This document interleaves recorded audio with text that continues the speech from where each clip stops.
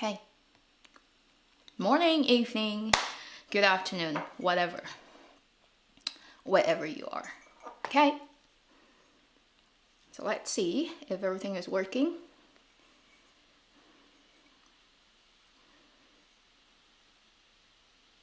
Hello, dear subscribers or strangers who just happen to walk by.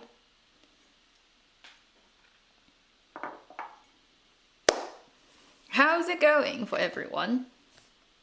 For your October the 14th. Should still be October the 14th for most of the places. Who would be watching my videos anyway? Hello, hello.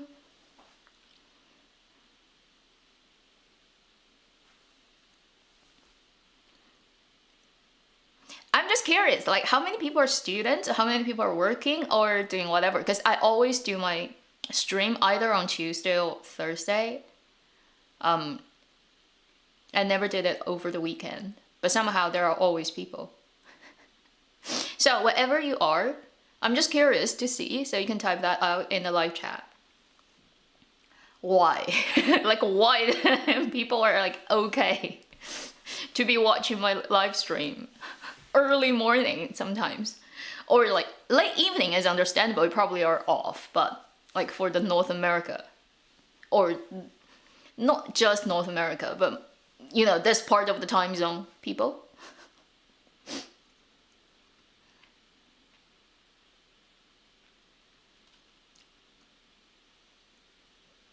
Wow, so some people have really interesting works, so they can be working and watching live stream at the same time. That's cool. Student freelancer, yeah. So evening for Asia, so I guess like that's workable, and for some European countries too. But like but here, right, Canada, America, like Mexico, you just cut the whole section of the world down.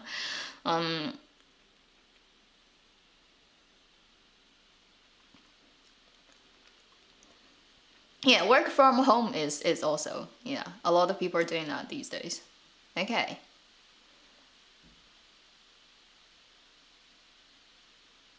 3 in the evening, Cool. Wow, live stream in Chan. Yeah, live stream, you just happen to catch it. Okay, I'll send a message to a person who might be watching or not. Okay. Just so that they know I am online.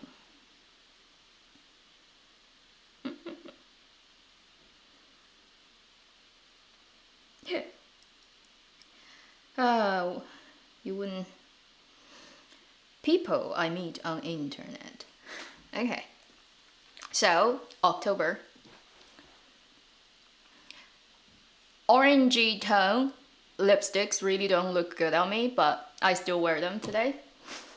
Because this is the pumpkin season. One thing in like Canada, I'm not sure if it's the same thing in other places, which is really funny, is every year around September, October, whether it's in shops or it's in like Starbucks, you're gonna start to have pumpkin spice and pumpkin flavored stuff coming out. But it always just only happens around those 2 months. Once it's gone, it's gone. They just don't do the pumpkin spice anymore, and you have to wait for next year. Like, who decided that pumpkin is time exclusive? And anyway, for those spiced stuff, it's just the flavoring. It's not like actual pumpkins, right? I'm assuming. Why can't you just do it for the whole year? Because it's nice. It's weird. It's something that's here. It's just around September, October. It's pumpkin and then it's gone. I'm like, why? Why? Why pumpkin has to get this kind of treatment? Very orangey tone just don't make me look good. The colder type of red, or just right in the middle, not too warm, not too cold red will make me look good. I know that. I have very weird skin tone. like impossible to categorize. Because sometimes people like there's if you do makeup, you know, you have the cool tone, you have the warm tone, you have the olive tone that has a green in it, and I can never find where my skin tone sits. Because sometimes when it's warm tone stuff, it still looks good on me, but sometimes it doesn't. And cold usually looks good on me, but occasionally still fails. And then I have no idea. I have weird color. And it kind of changes on different days. It's a mystery. You know that type of any girls, like if you look at those makeup YouTubers telling you, if you look at the veins, you know, in your arm, like whether it's blue or green, and to decide if you're warm tone or cool tone, I can honestly tell it doesn't work on me at all. No matter how hard I stare at it, I can't tell if it's green or blue. Impossible. Impossible. And I have a good sense of color. Still impossible. Okay, that's some random chat. Random stuff. We're in the last quarter of 2021. And a lot of dramas are listed, waiting to go live. Usually this is the best time of the year. In terms of dramas rushing out and how good they are, or kind of the performance expectation from the platforms that owns them, usually it's the best drama season, usually, okay? So, let's see. Because last year, around this time, that was Hikaru no Go, and then the Li Yifeng and Jing Chen drama, and also what else? And then the year before was Joy of Life. They still haven't started filming the second season yet, so let's hope some good ones. iQIYI is gonna throw out hopefully 2 to 4 of their light ton. The first one is already out. The 八角亭, the pavilion one, has just aired. Haven't had time to check it out yet. I have heard very different opinions. Some people think it's good, some people think it's not good. So, let's hope at least one to 2 good ones come out of that. Yeah, so, today, still gonna be just random, because I thought we're gonna talk about a particular subject, but then I was like, yeah, that's boring, it's 2 hours, I can't do that.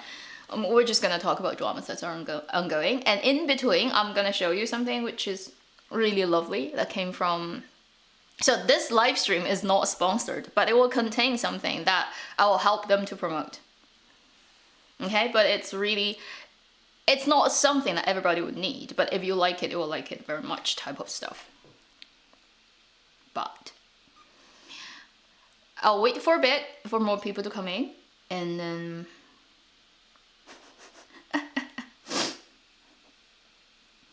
oh, funny. I'm typing, so there's one person that I'm chatting right now who's watching my stream. You know who you are.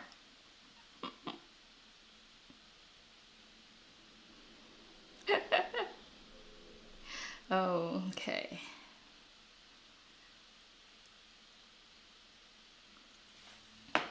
This only came in yesterday. I had a different dressing code for today, but then yesterday afternoon it came in. I was like, perfect. Boo. Okay, I will look at the chats now, see if there's anything. We're gonna talk about dramas that are ongoing now and then likely to come out before the end of the year. First, so let me just check what people are talking about. Tetley's cinnamon tea spice. Not a fan of any of those Lipton or Tetley and stuff. I'm a Chinese person. I have problems with what the British and afterwards did to Chinese tea. And all those big tea companies in the world, okay? I have hard feelings. because they stole it from China. Anybody who's read the book For All the Tea in China? Yeah, so very hard feelings with the British. Although I've spent quite a few years in Britain, and I am often like when the British people make jokes about French people, I have fun with that too. But at the same time, whenever it comes to tea, okay, hard feelings.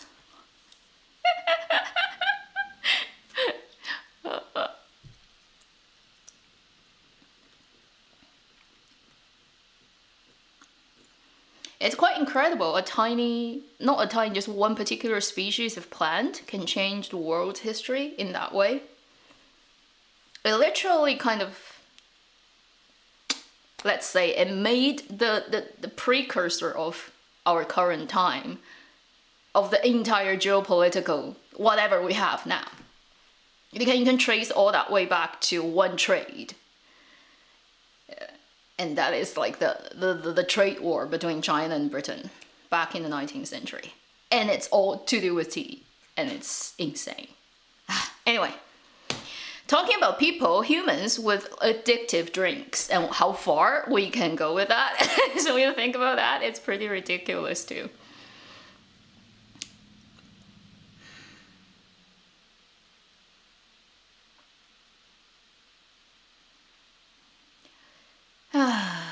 Okay.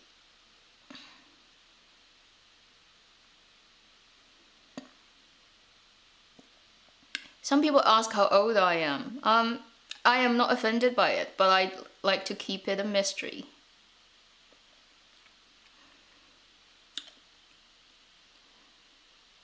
Let's see, like, how long I can have this channel. If it runs for 20 years, it would just become more and more interesting, you know? And people keep guessing. And one day I may tell you how old I am, and that may surprise or not surprise you. Wouldn't that be cool?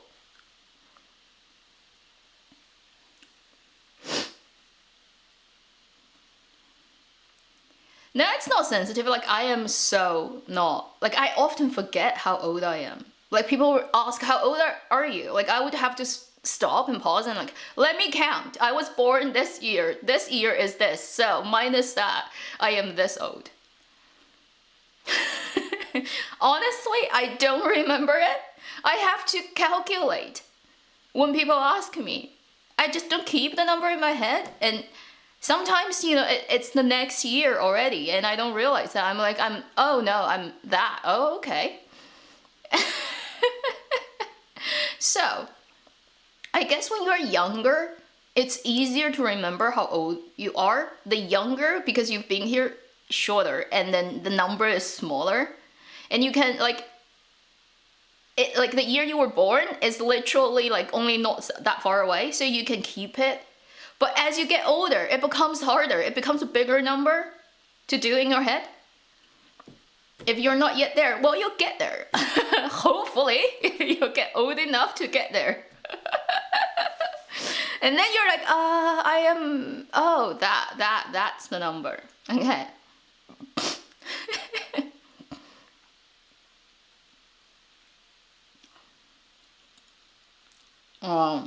It's not offensive at all, because this is a very Western culture thing. Is like, don't ask people their ages, and then it gets spreading, and then it goes to China, and some people adopt it, which I don't think it makes sense. Why is it offensive to ask how old you are?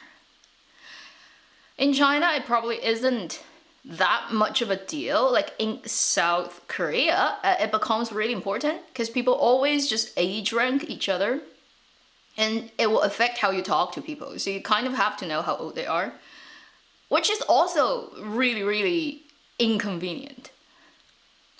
And somehow, just because you're older, even just by one day, then you are the, you are the respected one, which doesn't make sense at all. You know, people can be 80 years old and still be big jerks.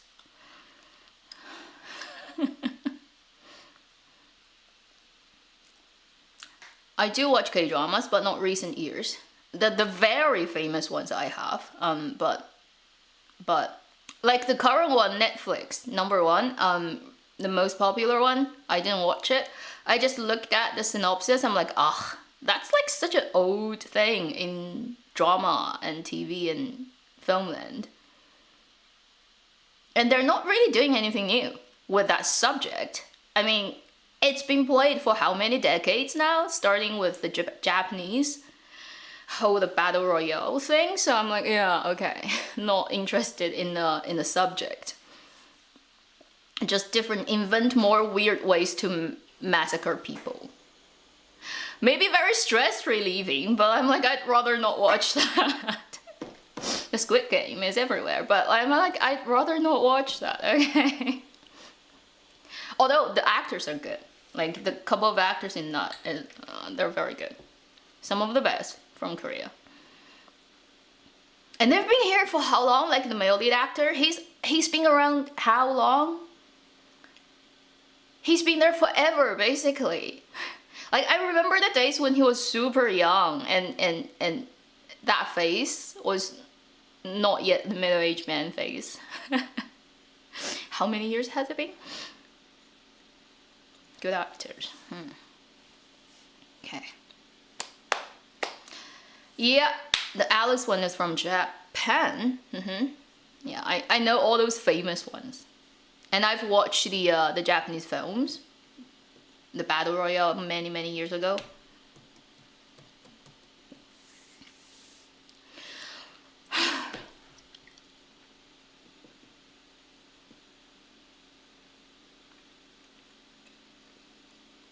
Still handsome. Yeah, he's still handsome after that many years.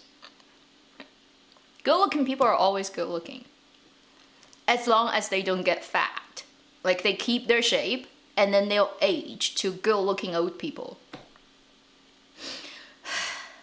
The sadness about... Because getting too fat will destroy the facial proportion. Unfortunately. So if they have good proportion and bone structure to start with, when they get old, they're just gonna be good-looking old people. But if like they put on like 50 pounds, then it will change the structure.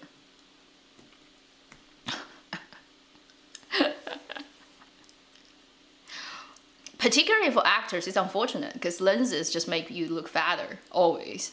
There's no way to get around that.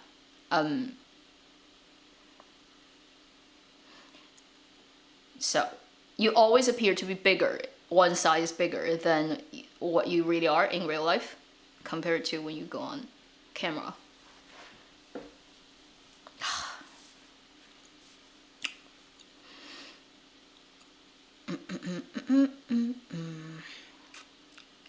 $200 people. Okay, probably we're not gonna get too many people today, so I'm gonna bring something. Okay. Let me bring out something. How many wuxia fans are out there? You can hands up if you like wuxia. Like Jin Yong, Gu Long, Yang Yusheng, all their works adaptation, the Condor Heroes series from Jin Yong, Semi, God, Demi, whatever devil, like however they translate that, because it's always weird. How many wuxia? Wuxia fans? Oh, quite a lot. Hey!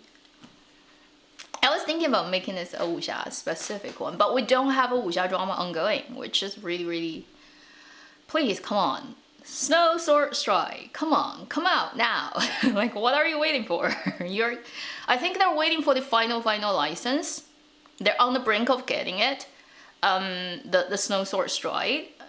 Post-production probably is close to done. They're just waiting for the final green light and then they can go.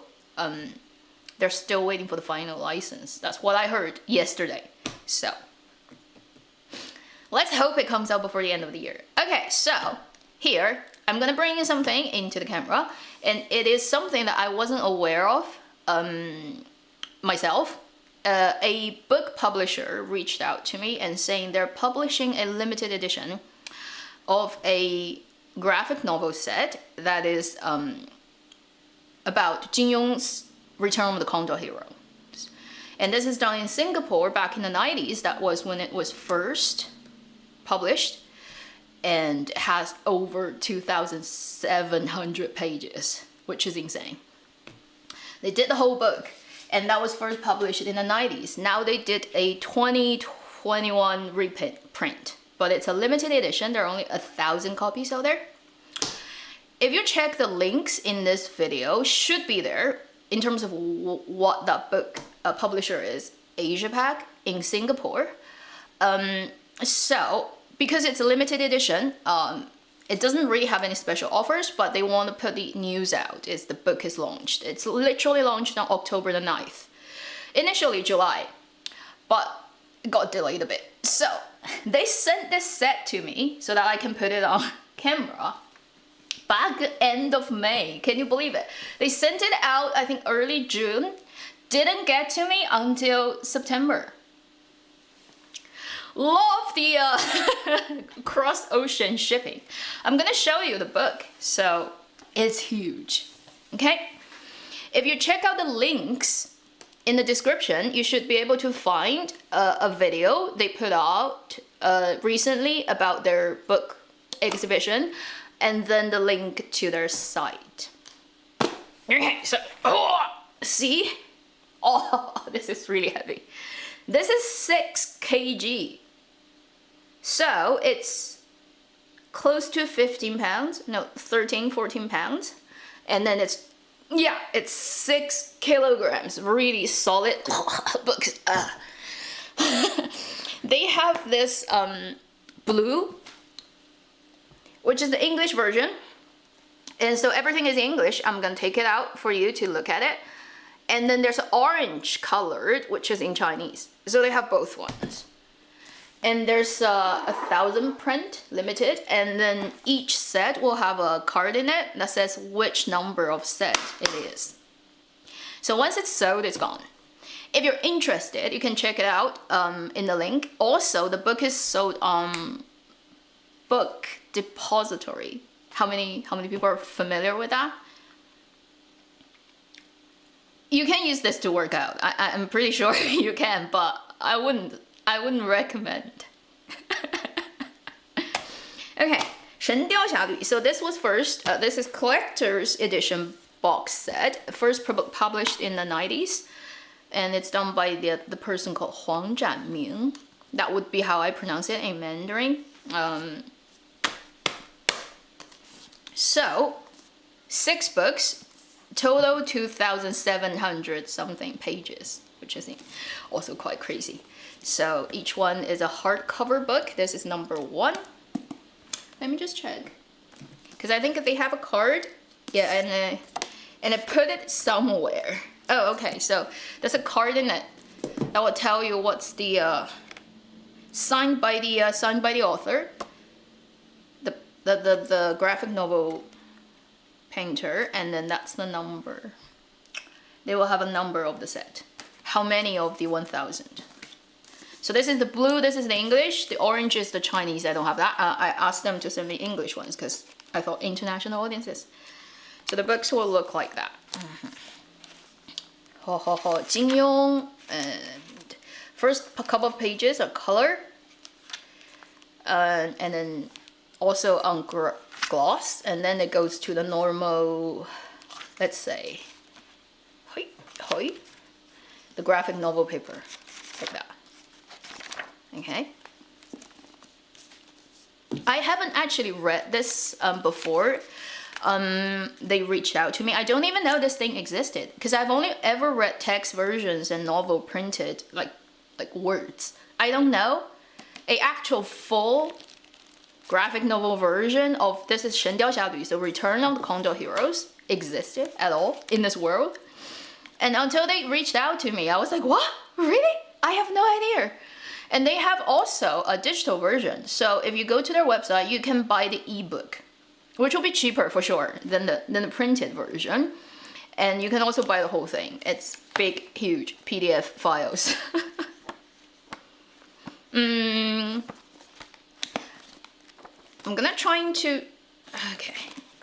Also, this is super cute because at the end of each book, they will have like this short, super cartoon version, like the made up extra feature story. And this style of cuteness is very different from what I see these days. Like the 21st century style of cute manga. It's really the 90s. So this artist has his own style, which looks rather unique. So each book would have that at the end of it, and this would be the okay. Singapore comic artist, that would be him who did the whole thing. So Asia Pac is the company number. Asia, PAC, Pac. If you're interested in collecting these books, right, and if you go to their website, you can find it, the digital version. You can also find the printed version. There's something I think I need to talk about as well. Slipping. What else do I need to talk about these books? It's hard to show you qualities on camera because camera wouldn't let you know the texture. But I'd say the page is rather solid compared to some other books I've had, like those Japanese manga books like you get in bookstore in North America that has this particular type of paper that is more rough, slightly yellowed and rougher and softer. This would be the harder, more smooth type of paper. You can hear the sound of it. So it's quite different from typical graphic novel paper. I can grab something for comparison later. Ooh, look at that. Blood. I will try to find a classic scene for Return of the Condor Hero that would I would spoil it for you. This is 16 years later when they met at the bottom of the cliff. Ooh. This is the slow motion and close-up shot of the graphic novel world.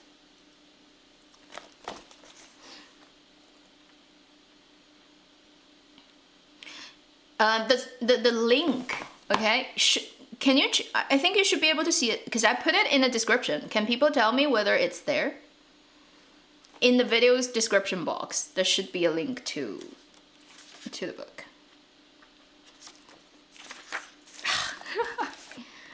Slow motion and close up in graphic novel sense.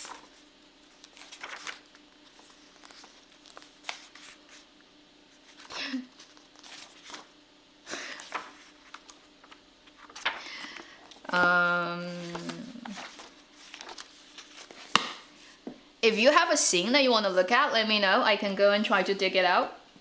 Although I'm not sure if I can accurately locate it in the 6 books.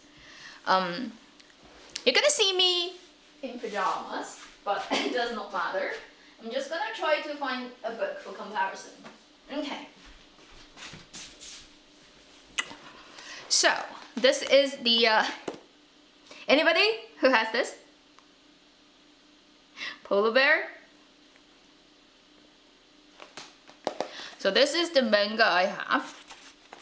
Then this is the typical manga paper you're gonna get if you buy those books. It has a softer, I would say it's slightly softer, more rough. It's not so different, but that paper is stronger, slightly, okay? So it's close enough. If you buy this type of book, it's close enough. It's like 90% close, but slightly smoother. If you care about the paper quality, slightly smoother, I'd say. And yeah, it's a rough paper, a rough texture versus a smooth texture on this side. In terms of color, actually, not that different. this side slightly more red, this side slightly more green. I don't know. You probably can't tell it on camera, but it's close enough. It's typical graphic novel paper on the smooth end. Okay. Cutting arm scene. Cutting arm scene. Holy. Okay, so that should be happening somewhere around the middle of the story, right? Let's see if we can find it. It's 2,000 pages. It's insane. Oh.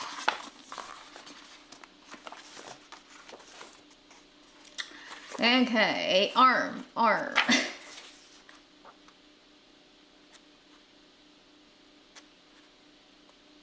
Okay, he still has two hands. Not at this point.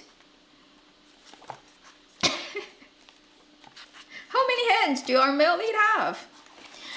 At any particular point.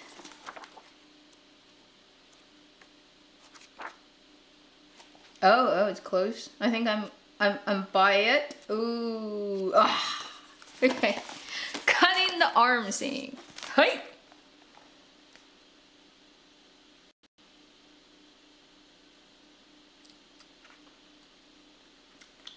I don't have my auto focus on, so if I bring it close, it's gonna go, and then I have to readjust it, and it's a Panasonic, so anybody who knows camera knows like it doesn't do focus very well. Just gonna show you that. You can see the whole cutting the arm. That is so painful.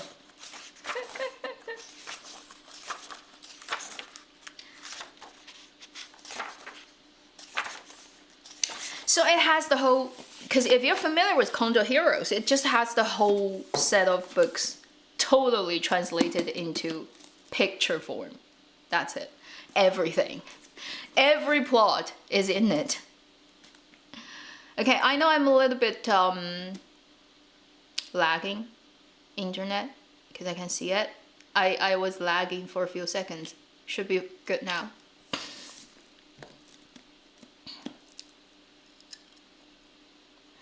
So, the set of books, I wasn't previously aware of their existence, but I was really impressed about the fact that somebody actually drew the whole thing. I just dropped offline. I know, I just dropped offline. Okay, and then I got reconnected. I don't understand the internet, but it does that. So just repeating, it has a Chinese version, which is the same, just everything is in Chinese, and it's orange colored print, like the box. This is the blue one, which is the English one. 神雕侠侣 Return of the Condor Hero.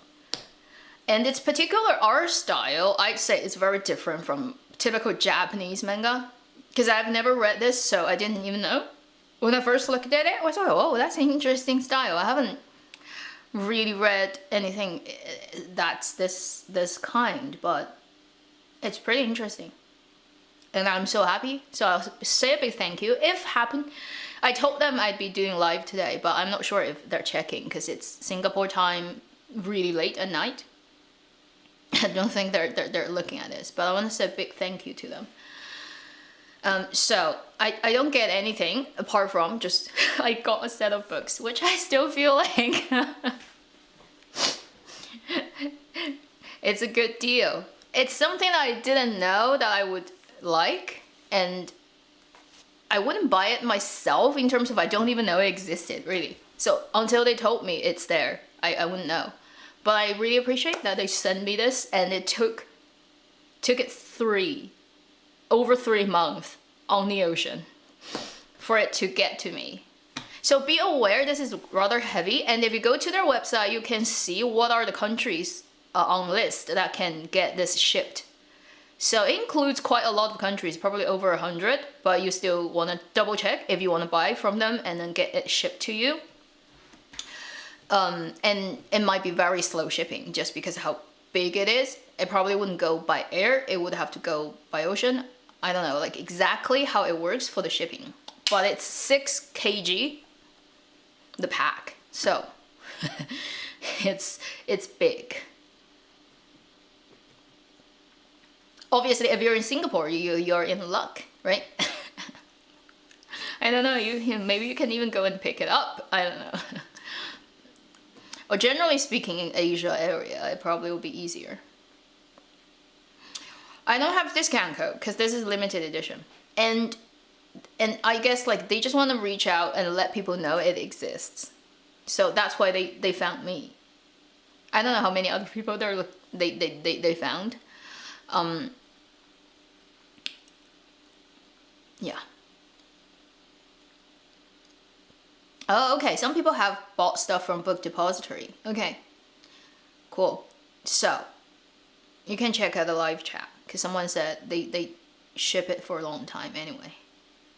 But as long as it gets to you, it's good. So, they're not cheap. Okay, I understand that, but they're huge books. So, and manga books are never cheap. Graphic novels are always expensive compared to other books. And it just because of how complicated it is to do it. Anybody who ever tried to draw a graphic novel, hands up. Because I've tried when I was little and I gave up. I was like, no, this is too much work for one page. If you just draw one page, it's like insane amount of work.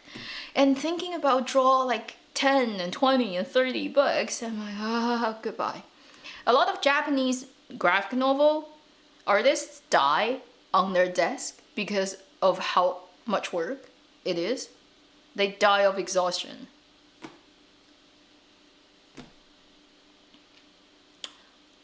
So, one time a book took 9 months to get to me. Wow. You didn't give up hope? Because I was like, it probably got lost. By August, I still haven't received it because I checked from the beginning till the end of the month and it just never arrived at my post office. I was like, okay, probably it's gone. And then it came in September.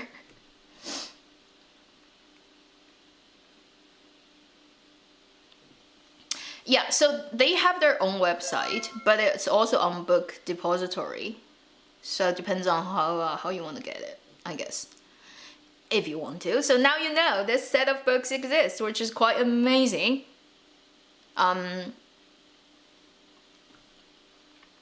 It would be a really cool gift. An expensive one, but really cool. So, I've mentioned this in the live stream, but if there's a wuxia drama that's gonna come out soon, I'm probably gonna bring that up again in the video so that more people can see it, because not everybody comes to my live stream clearly. And today, particularly, not a big live stream. And not many people are gonna check back on live streams either. So, let's hope. Let's hope a wuxia can come out soon. Like a proper real wuxia. Not those slow motion, 100% on wire slow motion and then a million different camera angle close up to shoot one fighting scene where the actors can actually fight. Not that kind of drama, like a real wuxia drama when the actor would show you how to turn a stick in one shot on their hands and grab it. It used to be like that, you know, do you remember back in the days, like 小李飞刀 where 焦恩俊, Wu Jing, 贾静雯, Yu Fei Hong, like those actors, when they are in 小李飞刀, the flying dagger, like they do it on camera. They do it in one take and a one wide take. They can see everything and there's no special effect. They just do it on their hands. And they do that and it's possible and they practice to get it done. These days it's all just editing magic and CG.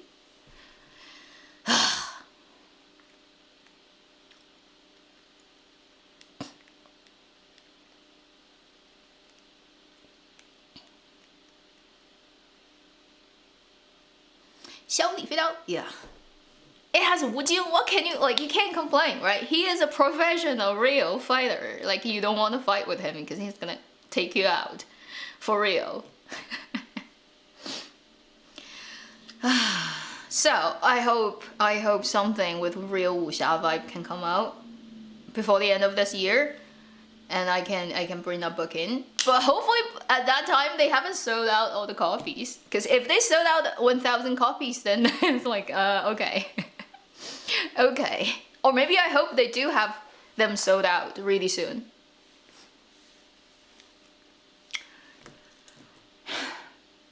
Traditional publishing is not easy. It's a lot of work, and it's hard these days because everything is digital. But having the real book in your hand really does feel different. It's very different. And I'd say graphic novel really, particularly with pages, is just so different from a digital. Afei, yes, Wu Jing. And although now he's a middle-aged man who is like, nobody would think of him as the 小鲜肉, little fresh meat, that type of the pretty high school boy who is sitting in the window, that type of vision, you know, like from Love Letter, from Japanese movie, that famous scene with the white curtain billowing and the guy is sitting there. Although nobody would look at him like that now. I think I'm a little bit peaking, so I'm just gonna take the volume down a bit. Although nobody would look at him like that now, he used to be. When he was younger. He happens to be a good-looking guy, plus he can fight really well. And who can act. It's a rare thing that you have all three going on. Although not the best kind of actor out there, but because of his because he can act convincingly, he can fight, and he looks good on camera, not that many people are like that out there. And he's such an interesting person.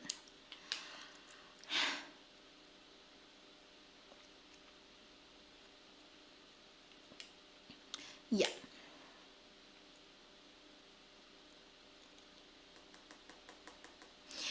Wu Jing is a character for sure.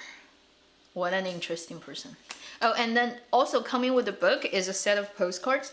I assume they have it for every set, which would be for every set they will have this set of postcards. I didn't mention that. Comes in an envelope with the set of books. And the set number they delivered me is 369. So the 369th out of the 1,000. That was what's on my card.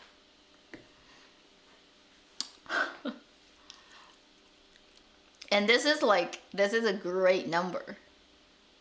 I don't know how many people are into numerology. If it's in I Jing, which is Chinese 八卦 system, 周易, 369 represents very important things in that system. 3, 一生二，二生三，三生万物. Anyone who knows that about 道德经? So 3 is the base for it's like from nothing comes 1, 2, 3. 3 is the strokes of the basic of the 8 graphs of I Jing. So there are 8 of them made up with a dash line or a solid line. You have 3 lines and you have 8 different combination of them. So that's the base of I Jing. And then based on that, you stack them together, it becomes a 6 stroke. And you have 64 different configuration. It's pretty much like 0 and 1 in the computer science. So 3 is very important in I Jing. And then 6 represents female, the dash line. 9 represents the solid line.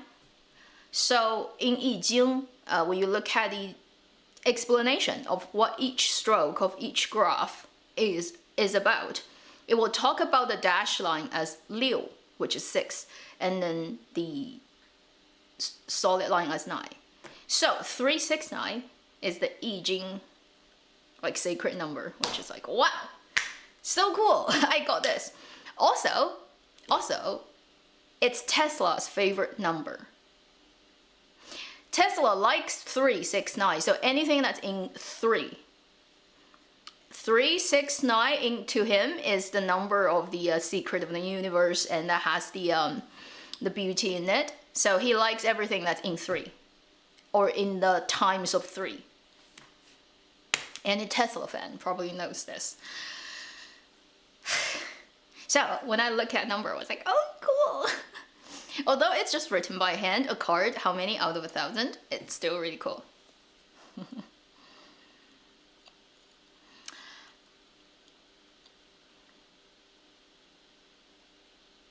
Yeah, it's 369. And then in numerology, you add them, it still ends up being a 9. Because it ends up being a 16, ends up being an 18, and 18 gets reduced to 9 too. Okay, so we spent quite a lot of time talking about the books because they're just really, really great. Tesla. But this Tesla is not that Tesla. Okay, we're talking about the person Tesla. Not a fan of Elon Musk. Okay, let's just be honest. I don't know how many people are a fan of his, but I am not. And I don't quite like the fact that he uses Tesla's name. Tesla is not. It's not just a normal scientist. Okay, Tesla is beyond our world, really.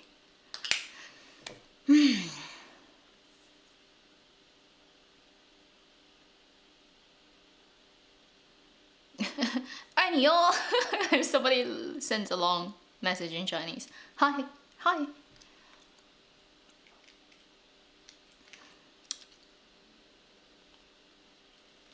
Q&A. I do have a Q&A. The person who has just walked away. You can check it back. I think I did it in July, even before. Yeah. 八卦. I know the basics of 八卦, but I'm not deep in it. It's complicated, very. Like for all the major branches of, let's say, traditional kind of practices, like 易经 in China, the 八卦, 八字, or the Western astrology, or the Vedic even astrology, tarot cards, I know all of them for a bit. You know, just I've touched on all of them. I know the rough ideas about what they are, or numerology, but I'm not deep in any of them. I have the curiosity of trying to look into them, but I'm not a good practitioner. For example, astrology, I tried, I couldn't. There's just so much stuff in it. The more you look at it, the more kind of overwhelmed you get, and it's like, this is too much. I can't figure out this whole thing, but it's interesting, but it's like insane.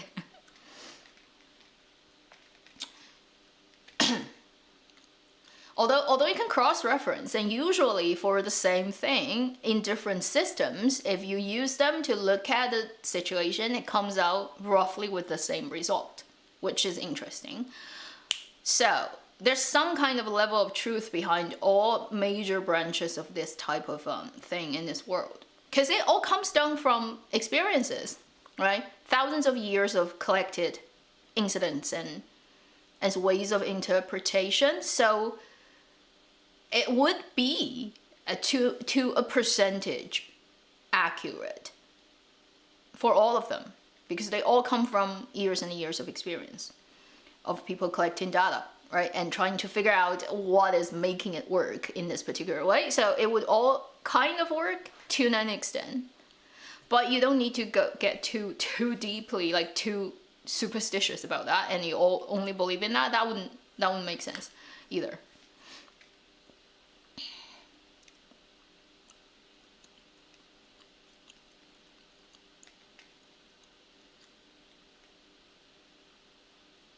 Cute programmer. Honestly, I looked at that drama for one episode and I almost fainted. It's just like, I don't know, like if any programmers are out there, they probably want to murder the entire crew for making that. Like, what the heck? 21st century? a woman dressed up as a man. Like, you wouldn't even pass any kind of interview. Because you have to hand in your ID card. They have to look at what's your ID number. Because if you want a social insurance, all that, you need that. And the moment you send that, you can't work for a company without an ID. And your ID will tell them you're a woman, not a man. Like, what the heck? Like, what is with that plot?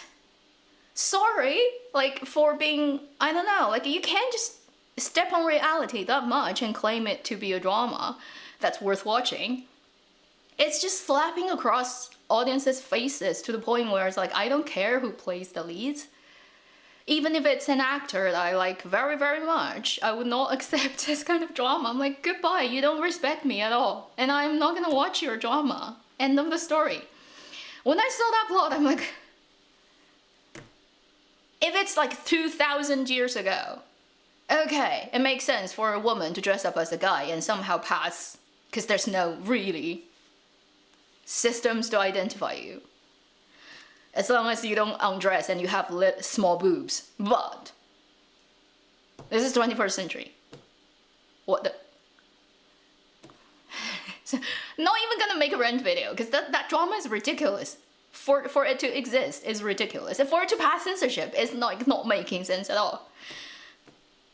And I was like, why didn't this type of drama get censored and not pass censorship? Because of it just... And then other types of drama get censored. Like, what is the what is the standard? This is like, what the heck?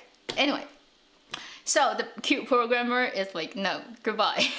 sorry, I just can't. I can't watch that one. It's too ridiculous. That one thing is just too ridiculous. And the guy is a jerk. Like, when he's doing the blind date kind of thing, he's telling the two girls is like, you are like Windows and you're like Linux. I'm like, what the F is that? You're high maintenance, you're low maintenance. I'm like... And also the female lead, while he was dressed up as a guy, he had like the length eyelashes with mascara and fake eyelashes.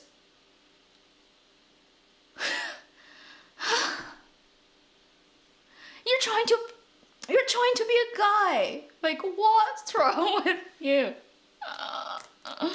Oh my god.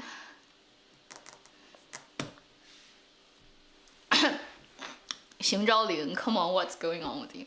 I didn't even know Xing Zhaoling was okay. A lot of people on China's internet complain first about like all the crappy dramas he's been in, also about he can't act, also about he looks ugly, which I wouldn't agree actually. I think he can act. He's not really bad. He's just normal standard web drama level actor. And then people say he's ugly, which I don't agree either. He just has very thin like eyes, but so what? Does that mean he's ugly? No. I think he's pretty okay. I don't have a problem with what he looks like. But that drama is ridiculous. And there's one thing you may not know about this actor, which is quite incredible. He, before he got into entertainment business, was incredibly fat, like obesity level fat. Faces is that big, body is that big. He's over 200 pound, I think. That's the number. And he just looks totally like a different person. He was that fat. And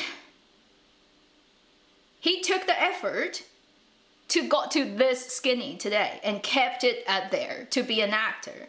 For that one thing. Like, how many percentage of human population can achieve that?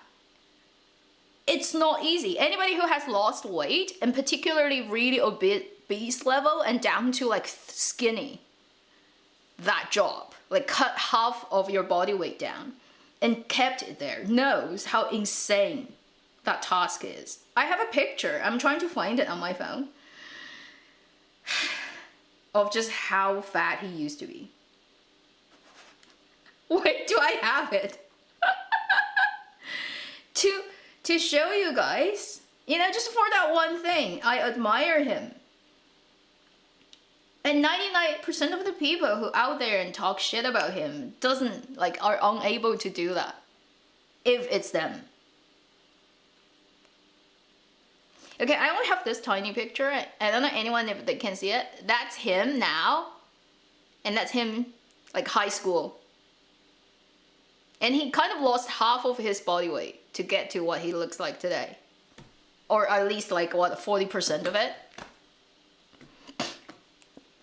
And there's a program this year that he got on, and he showed, like he wore the jeans he was like in when he was in high school to the show, and showed people like just how wide that the opening is now if he is in that pair of jeans.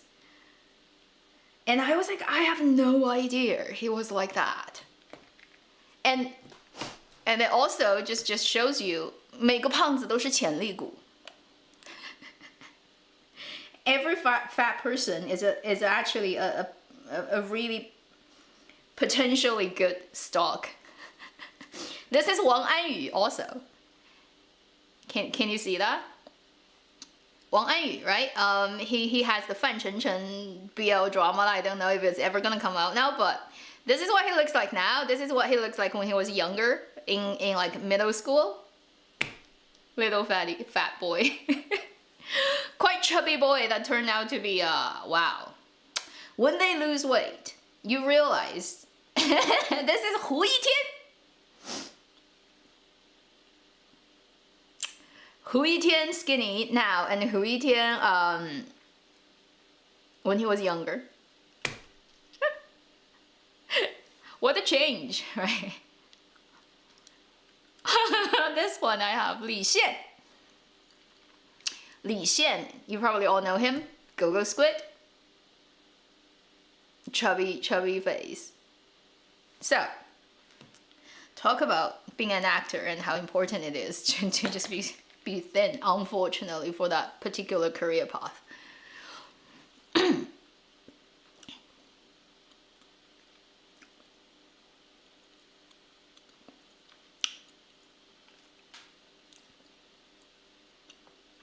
Hu Yitian, I have no particular preference towards him, but I'm just happy that he is doing another 民国 detective drama with Zhang Yunlong. Yay! Honestly, like he wouldn't be somebody that like appears to be attractive to me, but for certain roles he did, I think it's okay. Like my room as a detective, he really did a role that I didn't expect he would do well, and he did. So hopefully for the new detective drama, he can also do it justice. I hope it's a good script. Not sure if the character is gonna be anything similar to Santu from my roommate, because my roommate character is a very, very dramatic, performancing, and kind of very archetypical type of character. If they don't write, because the new detective drama is a totally different script. It has nothing to do with my roommate. It just happens to be a detective drama set in same time with same two actors. But if they write it as a less theatrical character, may not be that interesting to watch. Let's just hope the script is also good. Luo Yunxi, Liu Luo, Jay. Yes, he is too skinny. He's so skinny, Luo Yunxi. He has very big 五官, which is his facial structure, like big eyebrows, big eyes, big nose, big mouth. Everything is rather big. And then he has a tiny face. And then he's so skinny. Sometimes I worry. Like when I look at him on camera, I'm like, eat. Please eat. I feel like you're gonna get blown away by the wind. Although I know it's impossible because he has a lot of muscles. He's a dancer. Okay, so he knows. But he's just like, oh, so tiny. He has too manga a face. Like there's only eyes and nose and mouth. Like there's no space on his face anymore. He's so skinny. Wow. 骆云熙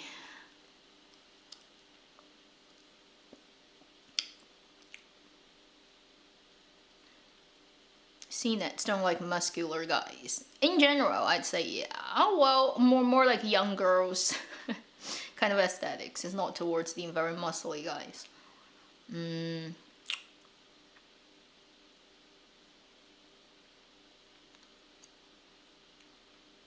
Yeah. Well, yes. Yeah, Luo Yunxi, yeah. He would be smaller in reality, even more.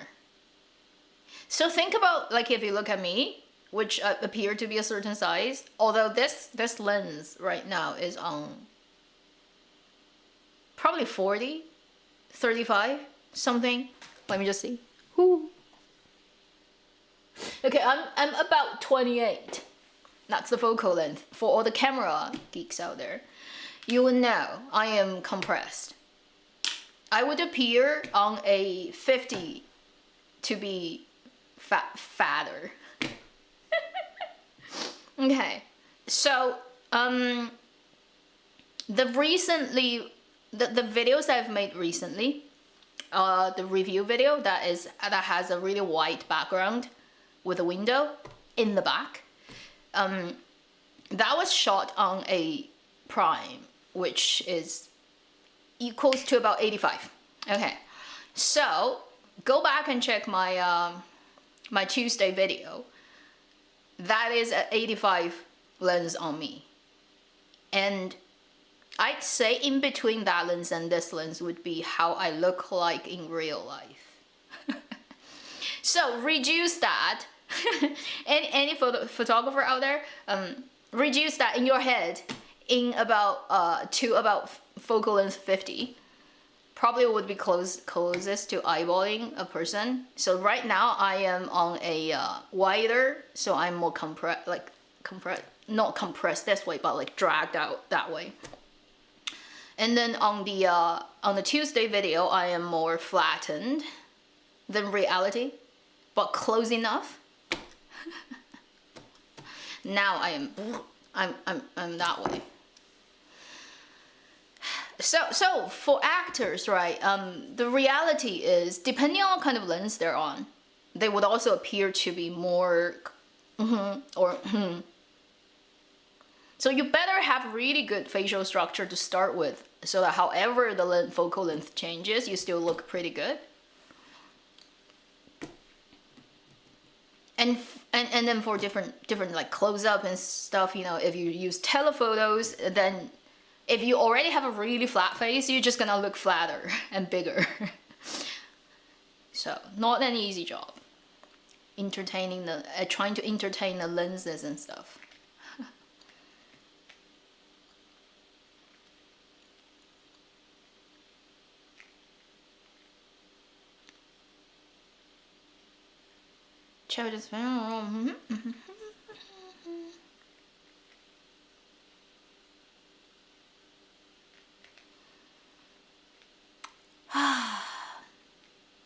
Usual number. Yeah, oh, well, I have like sometimes 400, really good ones 6 to 8, occasionally over 1,000 because of Word of Honor. I think during the Word of Honor ones, because everybody was crazy. Let's just say, back in March, April, and May, we were all kind of insane, like for the people who are watching that drama anyway, because it's insane. It is. Now you look back, it's like everything about that drama feels like a pre-planned show of certain things. It's like trying to show you everything that works in this world is actually, it has a back end. I don't know if that makes sense. It makes you feel like everything that happens in this on this planet is the spit out result of a giant computer that is doing all the calculation in the back. And somebody is controlling that. It has that fated feel so strong that like nothing happens randomly. Even if it appears to be a random event, it is only because you do not know all the input information about why that result happened. It's pretty insane. So apart from those live streams, that was over the top normal. Over 1K is insane. 200 is rather chill, which is cool. Honestly, I just do it. Honestly, I do this type of live is because first I have like I allow myself to not do one video that's on review a month. So that would be the live stream. That I don't have to film and edit. And also just to catch up with things. That's the purpose of doing a live. So, you know, some people do live streams to sell stuff. You know, in China, it's a huge thing, right? Live stream selling stuff. Some people do it to get super chats or get whatever. I'm so zen about these things. I don't care about that.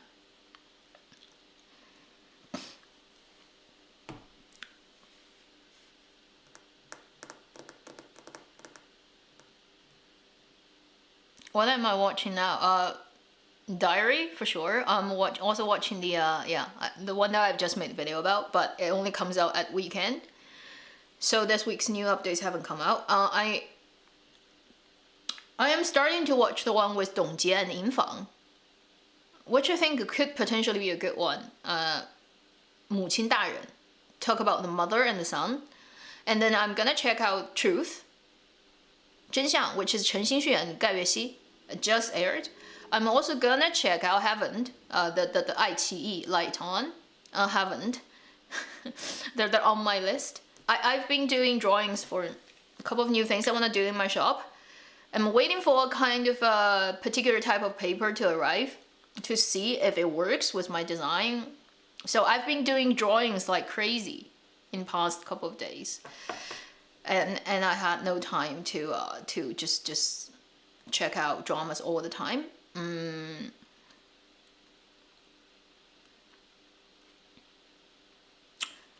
Yeah, let me just see.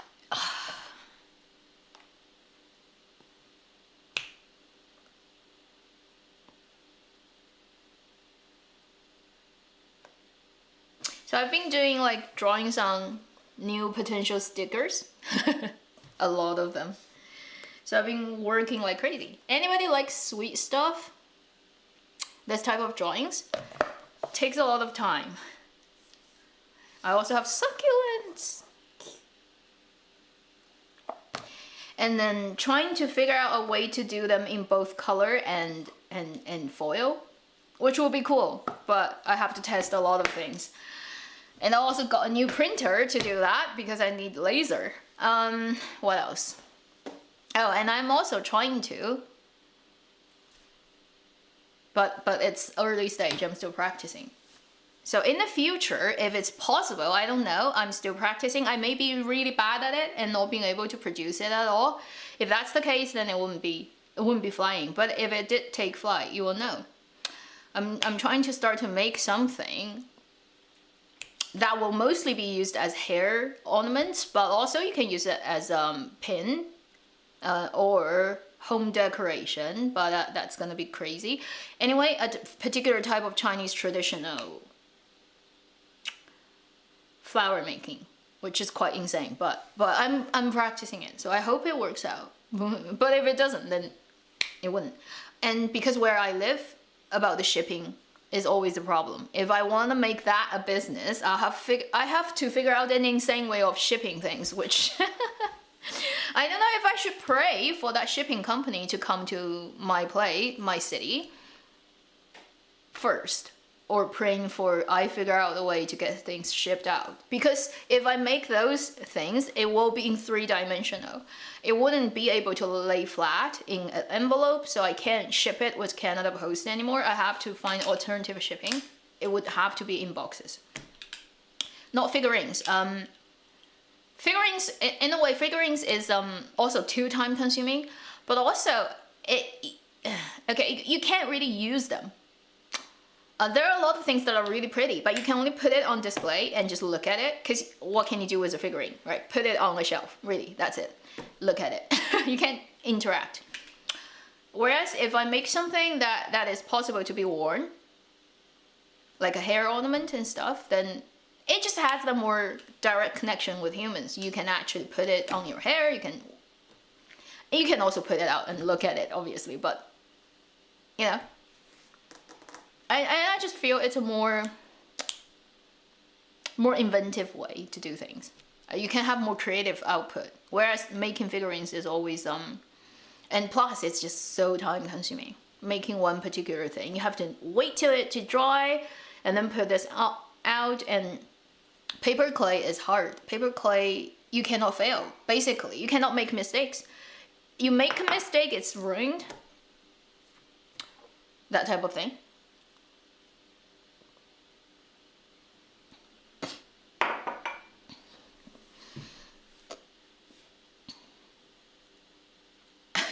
Coming to Canada, January.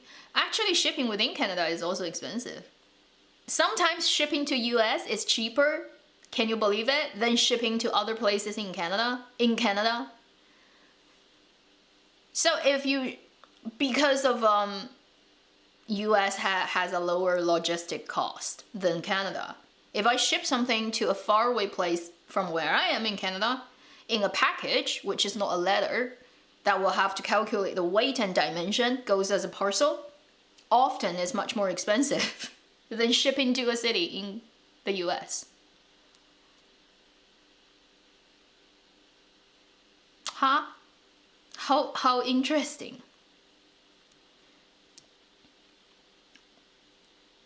Plans to lay out drama. So the 2021 drama cut, I probably, from now on, I'm not gonna do them anymore. The annual mix edit.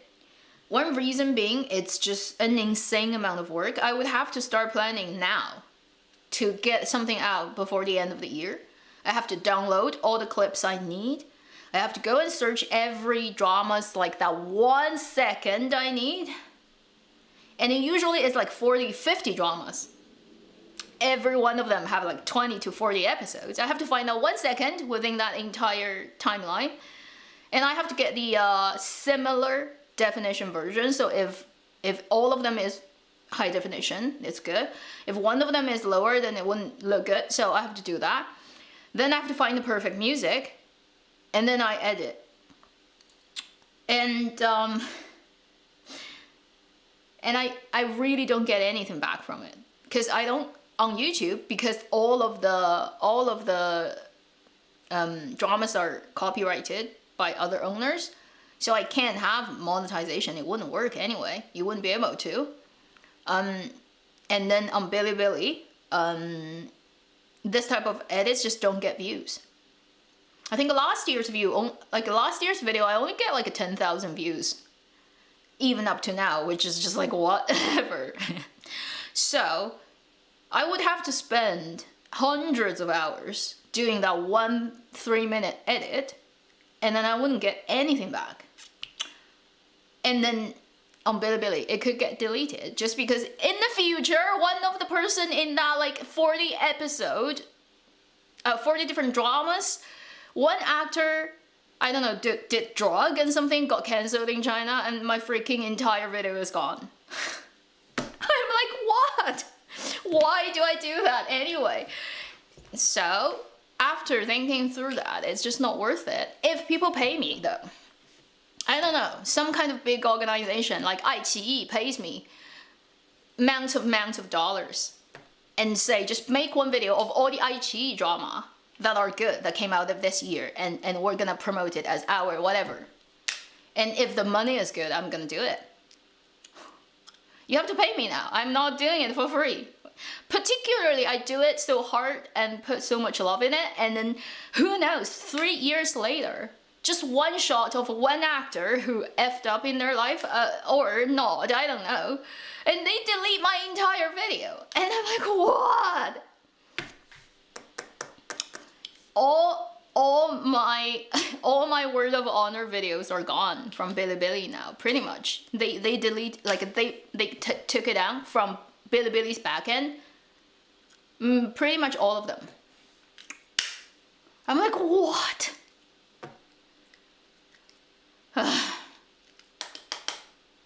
Over 20 videos, pretty much. Yeah, but it's good. They've run their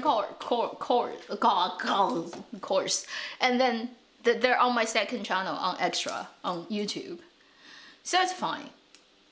And also, I have a copy of all the live comments of all those videos because I downloaded them. How clever I am!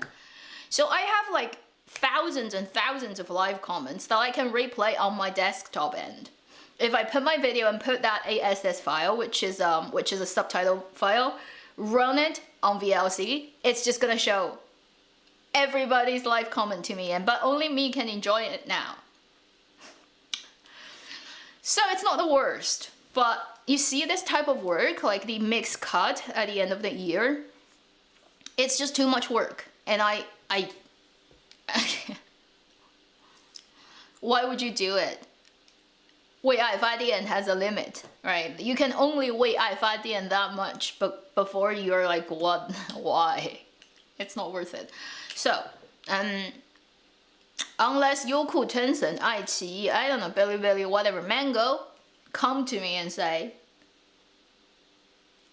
we want you to edit one for X amount of money, and then if it's good pay, I'll consider it. Otherwise, no. And it will be insanely expensive if I have to charge them, because considering all the hours that actually goes into preparing for those videos. Like often I have to start finding the music, like around summer. I have to scan the internet to find the perfect 3 minutes music for, and that takes a long time because I'd be doing it while I was doing housework or doing other things. Just browsing internet and trying to figure out, oh, that music sounds good, and that already is like hours and hours, and then collecting all the videos, and then figuring out how to edit them and stuff. So I love it, but it doesn't get appreciated enough so that it really just can't exist anymore.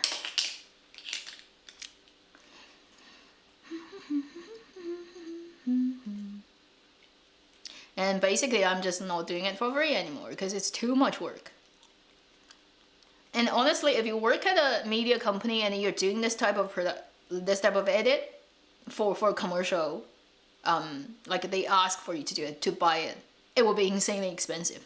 And any editor will tell you it will be insanely expensive, purely because the hours it goes into it.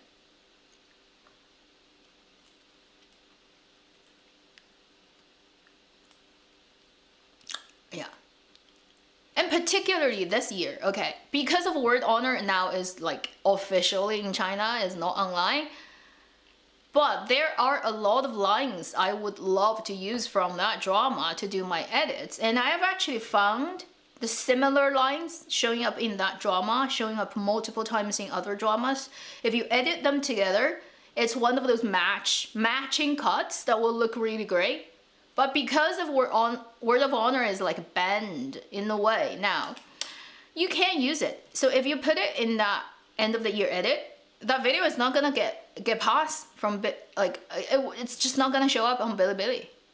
So earlier this year, I was already writing down the lines showing up at particular episode, particular minute from different dramas that would actually work for an edit. Right from January, I'm doing that noting.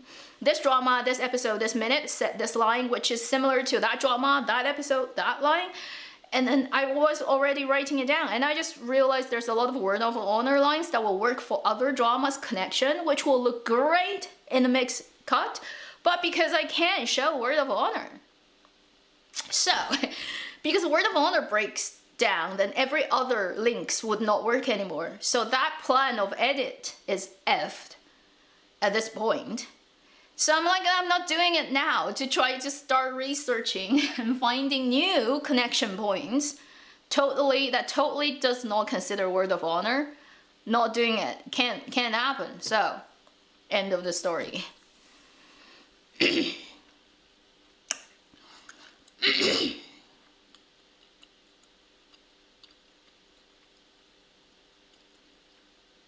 it's just too much work, and because of my editing plan, a certain shots would have to have the actor.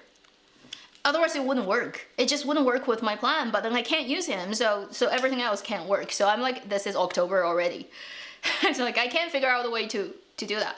And like all the reasons I've said previously, because of how much work, and then really just hundreds of hours probably adding together that would have to go into this kind of edit, and then nothing comes out of it. Not a dime, usually. And I'm like, why? Somebody needs to be my jinju, okay? Somebody needs to be my baba. I need a sugar dad for my edits. Otherwise, I'm not doing it. Creative sugar dads. Basically, I need that. Ay. 最好的朋友. No, I haven't watched that. Is it? What is that? I know a lot of dramas are ongoing. More dramas are ongoing than the ones that I'm aware of or I have time to check out, and that's just gonna be a constant truth of Chinese dramaland. I don't know, should I complain or should I thank Chinese dramaland for having just that many dramas all the time? Because of such a big market and so many people in it, constant dramas, 365 days a year, non-stop. I mean, if you consider how many dramas comes out of other countries, you know, like Japan, South Korea, every year, the number in comparison is just like, too many stuff in China. Too many dramas, way too many. People don't need that many probably, but there are too many.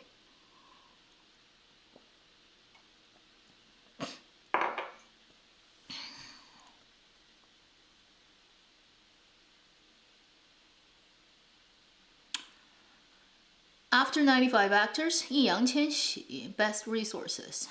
He has really good resources, yeah, I agree. He needs work on a lot of things, but he's not bad. He has a good starting point, and pretty much like say the hardware of him as a person that can be used as an actor is good enough, but needs a lot of training and work on that. I wouldn't say he's a naturally talented actor. Like some people just put a camera on them and they have stories going on. He's not one of those, but doesn't mean he can't go far if he works on it. But he needs work. Starting with line delivery. Something if I say I'll get killed in China. But I'd say 80% of after 95 actresses in China now need to work on their line delivery. 80%, over 80%, because most of them have really bad line delivery. And it's just something you can't get around. It's one important part of your acting. The visual and the sound are both important, and a lot of people just are really bad. They're not properly trained and they don't put work on it in it. And it's just something that you get trained, you'll get better. It's like playing music instrument. You know, ling ling. Practice 40 hours a day. You're gonna get great. Better than you not practicing. It is just one of those hard things, you know. It's like dancing. If you practice every day, you know, keep your flexibility, and it's just gonna improve. Line delivery is the same thing. There's no easy way around it, but it's also easy. Just practice, and it's gonna get better. But a lot of people don't even bother to do that. They don't. Money is too easy. They don't. They need competition.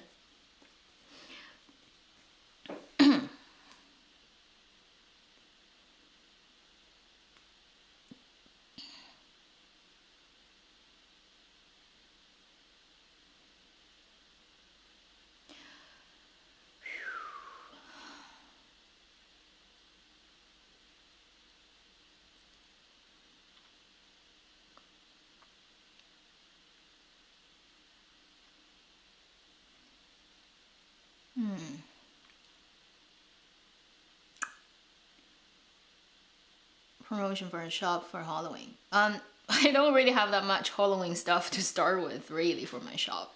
I don't do promotion that much because I don't know. My shops have very, very small traffic. There it just doesn't make sense for me to do promotion. Because honestly, even if I do promotion, it's not gonna really change much about what I end up with at the back end, because there aren't that many orders anyway. So like doing it or not doing it doesn't make a big difference to me. And then sometimes I don't even want a huge amount of order because I can't deal with them. Try to pack up like 30 orders in one day. You're gonna die from it. I can tell you that much. Like just that much work is insane. And I never, ever since I started my shop, only had a couple of occasions because I launched something that is, you probably know if you've been long with my channel. So launch something that is really interesting. It happens for that couple of days. Like I got a lot of orders I need to pack. Then it's just like often I go a week or two without even one order. So like doing promotion is like what I'm trying to do. It's just not gonna do anything. So I usually don't do promotion. I think doing promotion probably is only for big, like if you have a really big traffic going on, makes sense to do certain promotions. Right now my shop is just really zen, super zen at this point. So even if I do it, it's like, yeah, not gonna make a difference anyway for anybody. You're not gonna save a lot of money either on my shop stuff.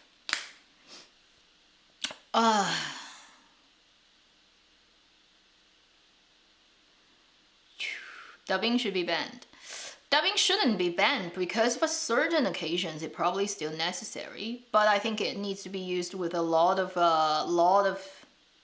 caution. You can't just use it for everything.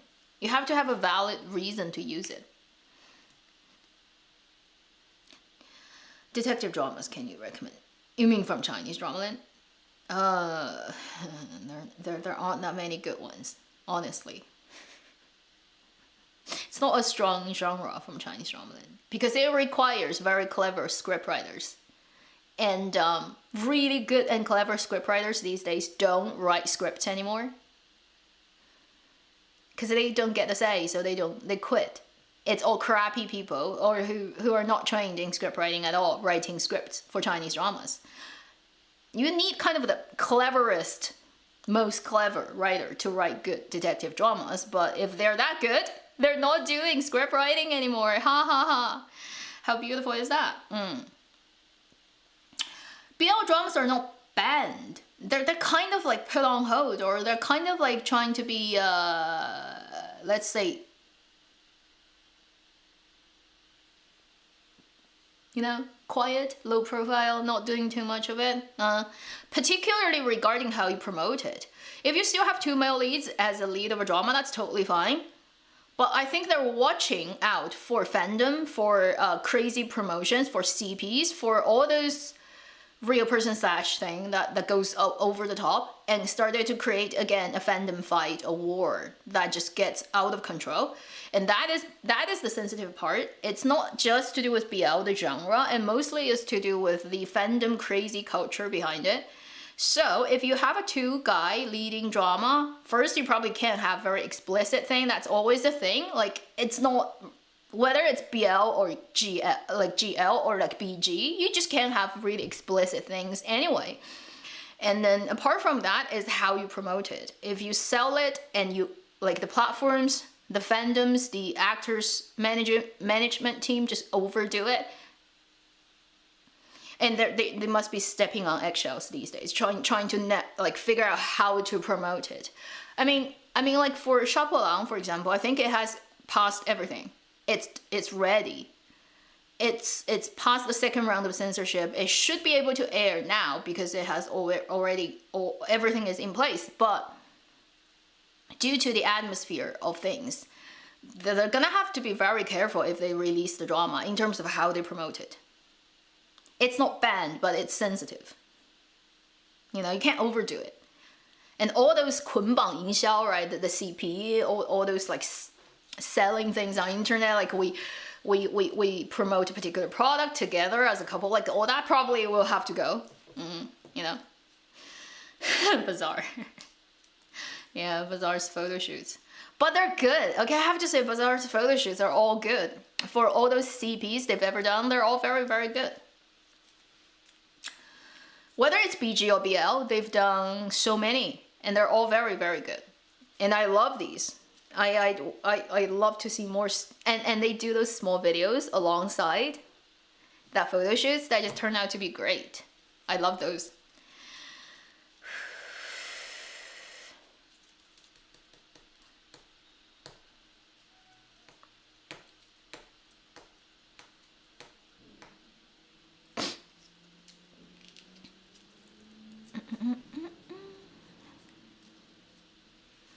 Thousand of them, I don't know.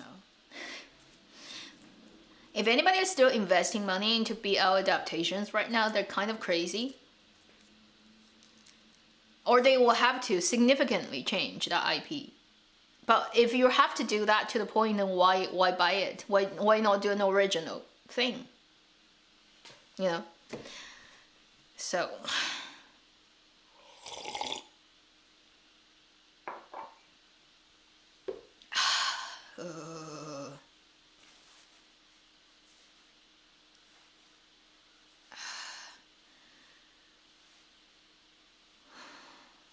Our secret drama ending or something. Not quite sure what that line means.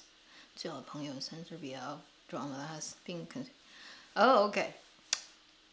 I guess. Oh, that's because I haven't heard about that. BL game now. Honestly, when we talk about BL, GL, BG, you know, it's just to get it. It's like a tag you put on something, so it's easier to quickly make people understand what you're talking about. But ultimately, I always think those kind of tagging is meaningless. Like you call it a BG, call it a BL. Can the BL drama also have BG element? Can the BG drama also have BL element? You know, can the romantic story also have mystery in it? Can the thriller also have fantasy in it? It may just be something that has everything in it, you know? And then how do you categorize that? Is that a romantic story? Is that a thriller? Is that adventure? Is that action? It may be everything. And then what? It always comes down to how good the story is written, how valid it is, and how good, like everything comes together as a good production. So, although, you know, we're talking about BLBG, it's just sometimes it's ridiculous when you think about it, trying to just put it under one tag and it is that and it is not anything else. You know, like a BL drama that happens in space for like a sci-fi, it would be a different drama from a BL story that happens in high school. That would be totally different. You just only pick BL as the tag to identify them, but why? Why can't it be the other tags? And then which tag should overtake other tags? And who has a more say in the whole thing? And what if you come across something that just cannot be tagged in anyway? So what? For example, the Dear Diary that's ongoing. That's there's only 2 episodes left. Right, next week we're gonna see the ending of the drama. How do you categorize that? Is it a fantasy? Is it a romance? Like even like for the comedy part of it, like is it romantic comedy? Is it more like a noir black humor stuff, or is it more like how? Like you can't quite 100%, because if you tell people this is just a 沙雕, right, which is a Chinese internet term for what is the English word anyway? It's not quite that. It's not quite. It's hard. Like for example, that's why like I am like, yeah, I use those tags BLBG, but often when I say it, I'm like, yeah, but it's not really that either. And then what? It's very dangerous to trying to just reduce everything to the tag, and it is just that, but it never is just that, right?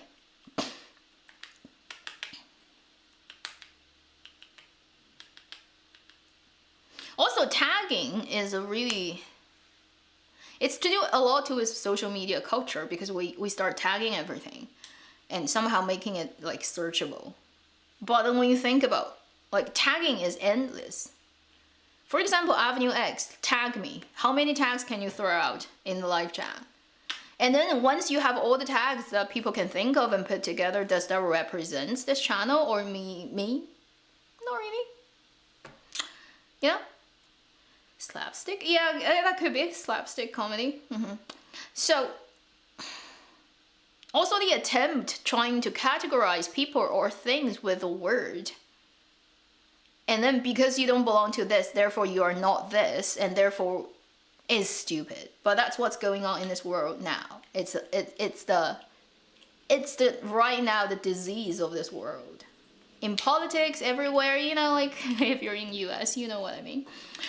It's just like putting people with their tags, you know, whether it's your race, your gender, your sexual orientation, your color, your like whatever, the money you make, well, whatever, like the state you come from or your religious belief, like, just tag everything.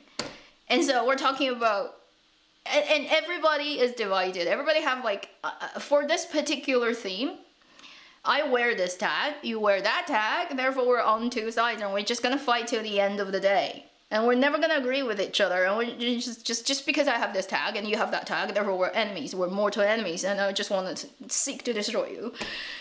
But then, you also have another tag on another thing, and that person may have the same tag as you. And now, like, you are at, like, you're in this situation where you are, in this respect, in the same camp, but on other things, on opposite end. And so how are you ever gonna sort out the mess? It's like, you're my enemy, but you're not my enemy. You're my enemy in this respect, but you're my friend in other. And okay, go ahead and fight that game. Let's see who's gonna win at the end. I don't think anyone is gonna figure out what the fuck it is at the end of it. It's just all gonna be a mess, okay? So, while we're tagging things, just be aware, don't let tags rule you. It's gonna be ridiculous at the end and nothing is gonna get worked out. We still live in a three-dimensional world where nature seeks to destroy and kill us all the time, okay? So at the end of the day, you know, playing all those conceptual games about making up stories and categories about people and then start to like do that, a meteor shower comes and we're all gone. Alien invasion, we're all slaves. You know, one virus come, we're all dead. It does not matter which tag you have, you're okay? So, some ranting about tagging things that has nothing to do with Dramaland, but it got me started.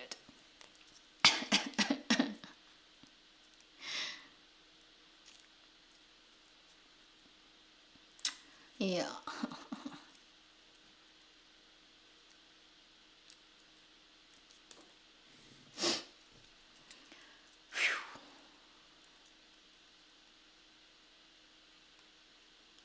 Thank you for the super chat. And Ali, it's a pound sign from Britain. Thank you. Zombie BL.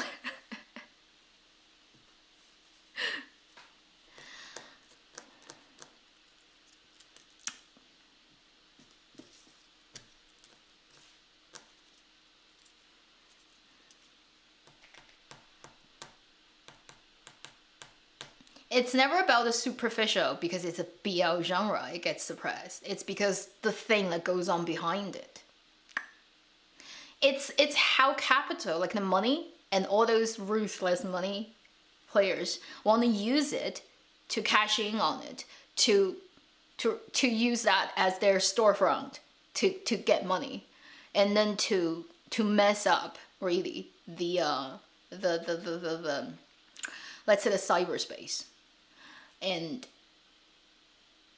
a lot of those overstepping the line actions comes out of that, and it is that really wants to like it wants to get cleaned up and targeted, and the particular genre is just used as the because it is not BL itself has problems, it is because who decided to use BL as a genre to get what they want. And what they use it for that makes it problematic. Yeah. And you know, like when you talk about state censoring things,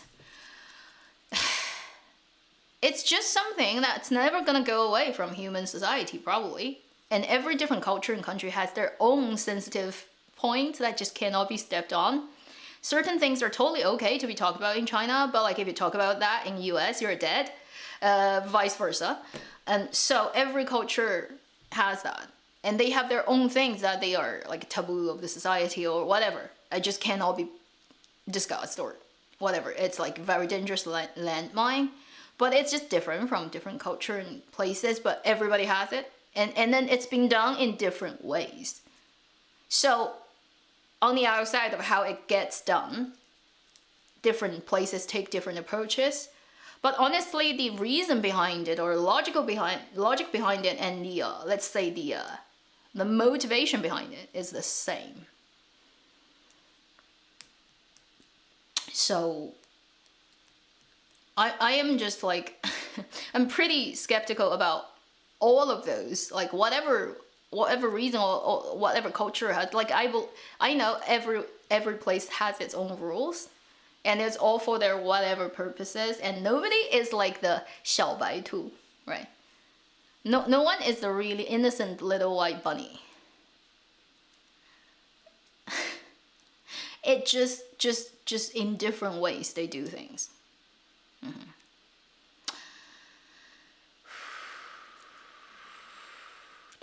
Kingdom. I watched the Kingdom first season. Yeah, I didn't watch the second one.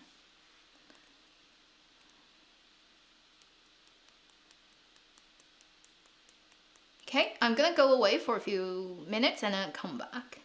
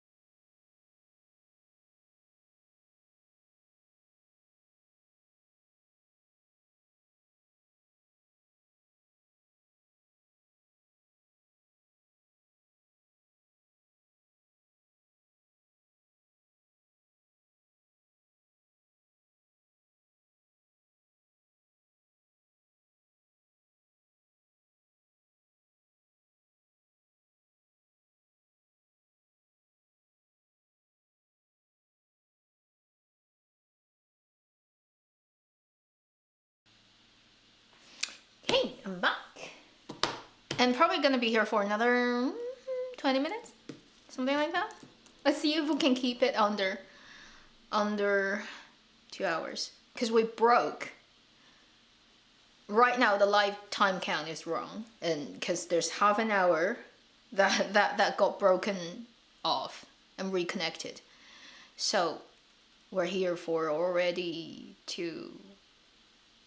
almost 2 hours, 15 minutes shy of that. Live stream is like that. Time flies. For the people who are here for the first time, hi. Someone is showing up for the first time. Sorry for not being able to 100% pronounce your Japanese name, because I kind of know how it's pronounced, but I can't be sure. Thank you for Aisha Omar for your super chat.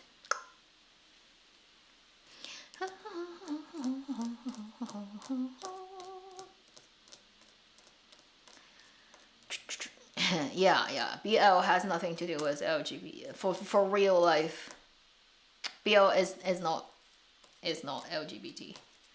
BL is a particular genre that's really specific. Like if you do like gender study or the social kind of oriented PhD, you can do a whole PhD on the whole thing. It's rather complicated. Oh god. Really, you can write a book on the BL thing, and probably it's gonna be a huge book, tracing everything back to whatever, and it would be a fun thing to do. But it's not the it's not the real thing. And then a lot of people don't realize that, because a lot of people are not even like everyone's bandwidth is limited to a point, right? And some people, if they're never exposed to any of those growing up, doing their job, their family, their friends, like everything around them has nothing to do with it, they have no idea.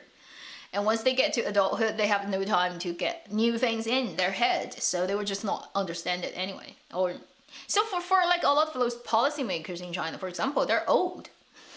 Or at least like 40, 50 years old people, guys, I don't know. They probably don't even understand certain words they're writing, like in their they're saying this and that, and they need people to explain it to them, and people who actually are very well versed in these things to sit down and have long talks with them to make them understand what they're talking about. And I doubt every policymaker understand what's going on and what is what exactly, because a lot of people don't even there's even this debate about how to define certain things, right? It's still, policy always falls behind reality, because reality is always just happening, and then later you're trying to catch up with it, and you never can. And so sometimes when you look at those documents that come from this and that and saying this and that, and you just look at them with this kind of faces, does the person who writes it actually understand what they're talking about? Probably not. And you wouldn't be surprised about that. And by the time it's totally figured out and everybody knows what it is now, and it's out in the society and everyone kind of already knows it, it's like decades later. And things have in reality moved on into a new whatever world where, again, people are like all baffled and not quite sure what they're doing.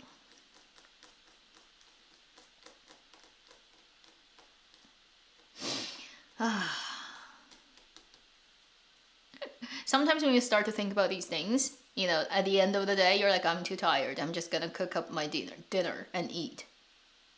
Because that's the real thing I can do now. And everything else is just in the head. And it's just not gonna go anywhere. The only thing you can do is go and cook your dinner at the end of it.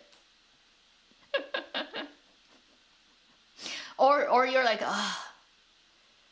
You're just like, at the end of it, you're like, why do I come to Earth? That's the only question you can ask yourself. It's like, why did I bother to live? Like, to get incarnated here? It's like, what's the point? This whole place is so weird.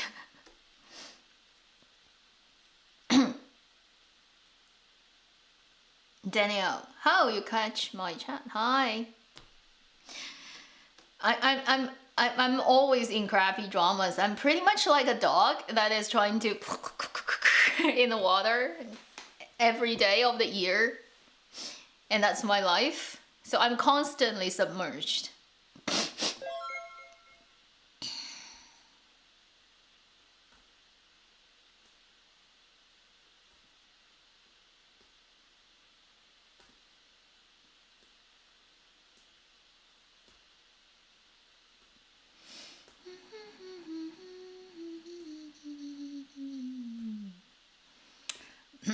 Yeah.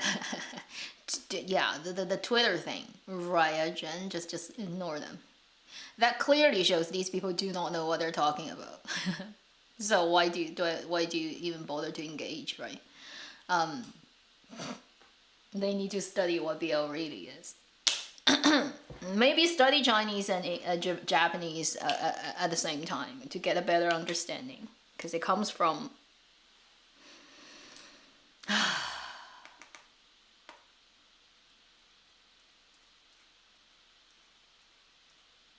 actually, do I have phobia? Maybe I'm actually Homo sapien phobic. Although I am a member of the species, I understand that. And I'm limited by my physical existence, as everyone is watching this live, or if you're not, don't let me know what origin you are of. But often I just have the feeling like I don't understand humans, although I am one of them. Or you. Oh, does that make me sound like a lizard person? Of all the internet conspiracies out there.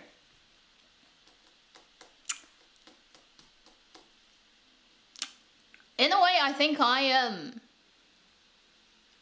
physical existence phobic. Is that good enough? Not just like, sometimes I just feel like exist in physical form, being here is very scary.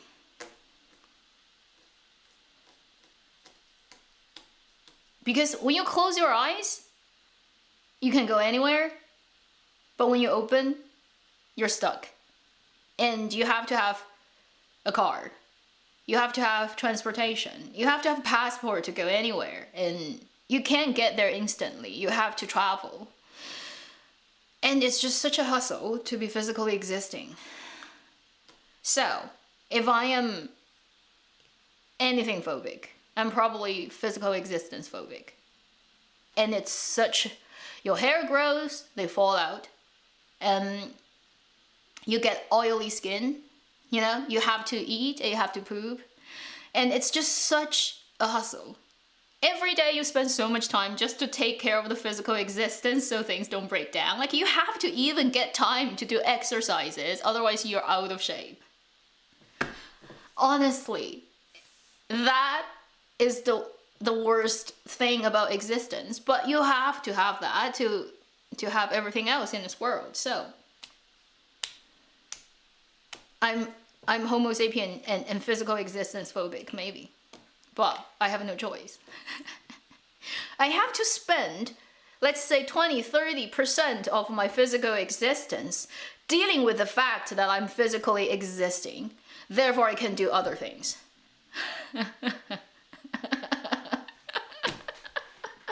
Oh heavens.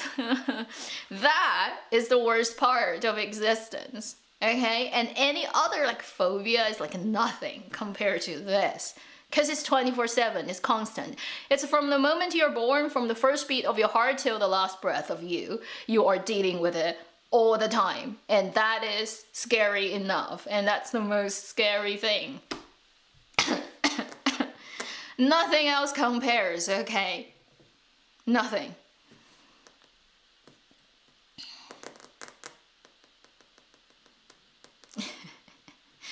When you're 25, you feel exhausted. That's okay, because some 2 years old feel exhausted too.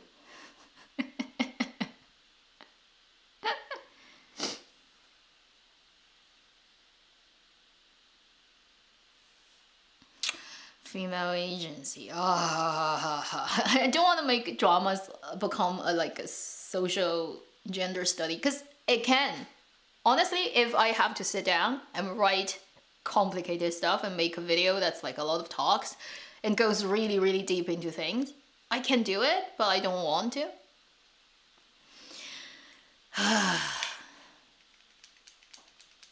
I just want to stay shallow on internet. Am I allowed to do that?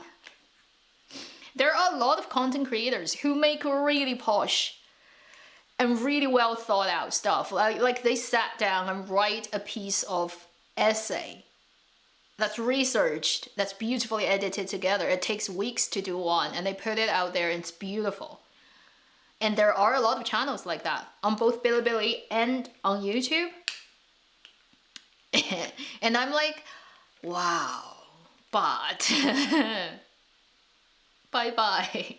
Because I do that to get my degrees. I do that in schools. I've done a couple of degrees.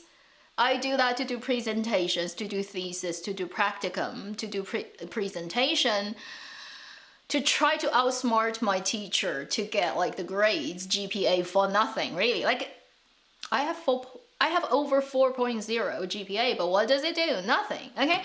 So, and sometimes I'm like, I've done that enough in schools, so if I have to do that on YouTube, I'm dead. I'd rather kill myself than do that. So I want to stay shallow and just not well put together internet. Allow me to just be random. So those deep topics, like we're all aware of them, but it depends on if at times it's suitable to talk about them. But even that, I'm not gonna like take out like 10 other people's peer-reviewed things and then reference them and talk about that in the sense like we're doing academic studies. No, that's too much. I've had enough of trying to do the academic study things in life. Often I feel like even the teachers, the professors, they don't like it either. They don't like it either, I don't like it, but we have to do the whole system thing. Right, and somehow everybody is a slave of the system. Like you get the degree somehow, like it means you've done something, but you don't. Not really. Most of people's universities are spent in booze and parties, and particularly in North America, I don't know anywhere else, to a certain degrees. You know, like we all pretend that once we've got out of the universities and we got the degrees and somehow we're educated. And like, it's so funny. And no, not really. Well, the reality of things is just, because any system, once it's put down there with rules, it can be cheated or it can be played. Because you have to have a system of grading and then judging things. Therefore, you will have ways to just get the result you want, but actually not doing anything. Anyway, just some random ranting about education. Don't know how many university people, academia people I have angered now. Wow. Because I've come across teachers who are just such ridiculous people. Oh, I feel sad about them, but sometimes I think also it's funny because they enjoy it a lot. So, like, I've come across a teacher who is still doing their postdoctorate. Like, that they haven't got it yet, but they force everybody. Like, they're still doing a degree that they haven't got yet, but they're forcing everybody to call them by doctor, which is just so ridiculous. Anyway.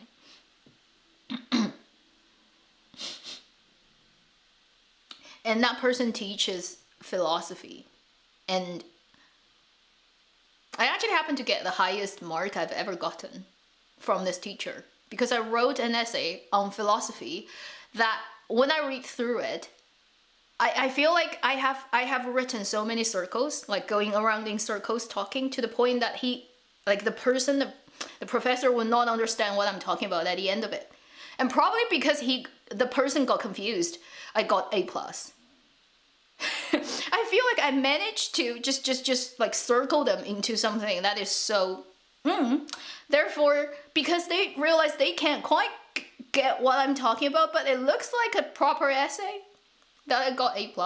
So when I wrote that essay, I was like, this is just like some shit talking. Who's gonna understand what I'm talking about? And then at the end of it, I got A+. So ever since then, I have that view of that teacher is like, if I have problems or if I have any academic related problems, I'm not gonna go for this person, because they're not gonna be able to give me any real solutions about my problems. Anyone who has similar experiences in their life, you probably understand what I mean. It's like, I wrote shit and you gave me A+. Okay. Now I know. It's like, go away. Stay away from this person. And let them just have their own fantasy dream of them being the most clever professor in the world.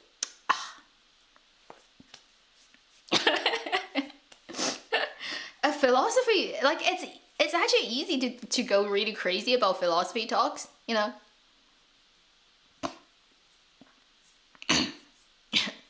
Unless the person is really intelligent and clever and they're very, very well versed about particular Western style philosophy that's heavily built on logic and rationality and all that things. If they're not really that strong at doing that, it's easy to just bring them in a circle and just drag them around with your talks and they don't really know what you're talking about. Not saying anything bad about philosophers, because there are some insanely clever people out there who understand philosophies that I will never be able to understand. Okay, so I have high respect for those truly, truly talented people who deals with that. And I am never, like, they go bald thinking through the big questions about existence. I'm like, but I'd like to keep my hair. I think keeping my hair is more important. I wish you don't have many reincarnations for your sake. I wish this is my last time, and I have a feeling it might be. Who knows? I'm generally not interested in a lot of things. I think not because I don't want them. I have a feeling it's like, but I've done that before, although I don't know. Because I don't really have memories of I've done that, but I just have the feeling, like, it's like, yeah, but try that, yeah, meh. You need to read that essay. I don't know if I can dig it out. Because at the end of that semester, we had to do a book binding. We have to bind everything in the physical book, and it cannot be like a ring binding file that you go to the print shop to get. You have to physically do your own design of an actual book and then put all the philosophy course essay in that. And you get a mark out of that, which is just ridiculous. Like, why? Bookmaking is a part of a landscape architecture degree. Like, what purpose? No, because the teacher likes it. So they are like, you have to go and actually get a physical book made. Physical book. I had to research on how to make a book. And I have to go and buy those tools to all, like those hole punching tools to make a thread stitched book for a philosophy course. That's in the landscape architecture degree. And like, what the heck is going on in this world? At the end of that course, you're like, why? You're like, what? What's the purpose of that relating to this major? Like, it has nothing to do. Like, also, like, I know they're trying to sprinkle some theory into a university degree, otherwise it wouldn't look cool enough. But honestly, what has that to do with landscape architecture? Like building gardens, public space, has anything to do with binding a book that's talking about philosophy. Stretching it as far as possible. Oh God. It's weird. It's a weird course I've had in my lifetime. Do I have the book there? No. I probably have, yeah. Anyone who studied philosophy, anyone who's read that tiny book that is a pain about modern philosophy and doubt, if you happen to be a person among the 200 something who's read that book, you can type out the name. Well, you had to read that book for a landscape architecture degree. Can you understand why? Because I don't. And it's a pain. And anyone can figure out what that book is? A tiny book that talks about modern philosophy and doubt that is impossible to understand, but very important in philosophy, okay?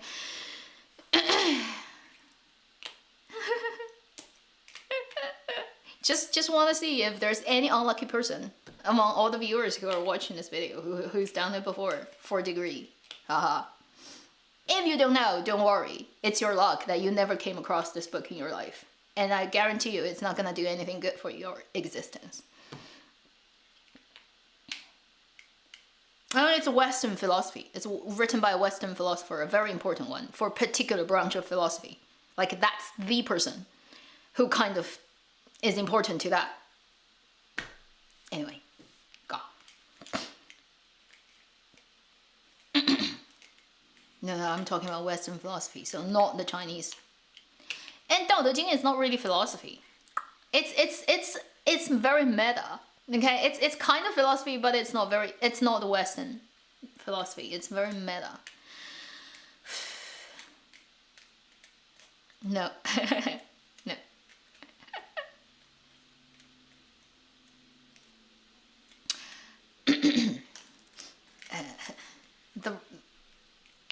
Don't worry about that. If you don't know, it's fine. So we've definitely had some random chatting.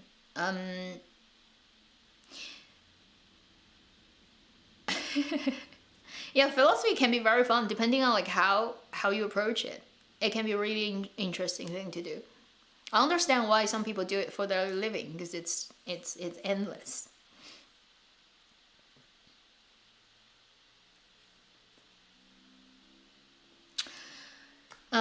We can bring it back to dramas and then close it before 12, maybe.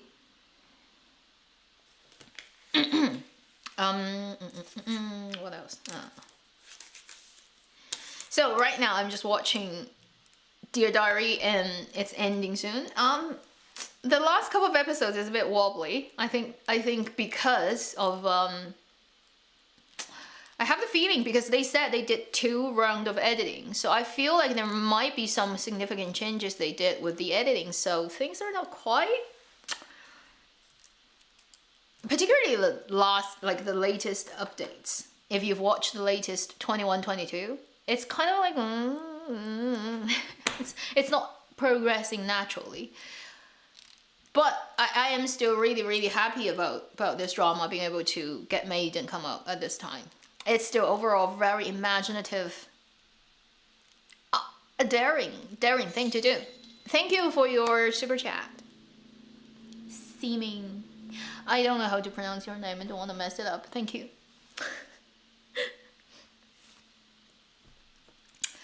So, I will definitely stick till the end of it, and I just like the fact that they did take the trouble to learn the language when they are in the ancient time to speak it. I have no idea if it's like well pronounced at all, because I don't like, that's so complicated. But they actually got a professor from Beijing University who speaks that language, and get them sorted out every line that needs to be spoken. They got that down for everything they speak with that language in the drama. I'm guessing it's gonna end in a way that somehow the realistic current timeline would also have a version of those characters.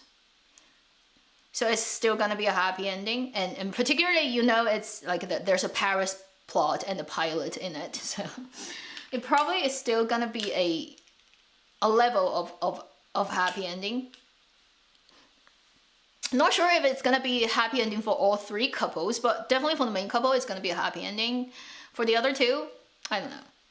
We shall see. There's one thing that I hope it didn't do is they dubbed Wang Ruichang and Zhu Manzi. Because I think whether they did it in ADR or live recording or a mixture, I think it's the female lead, the male lead, Zhou You and Xu Weining, they all use their own voice. But Wang Ruichang is dubbed.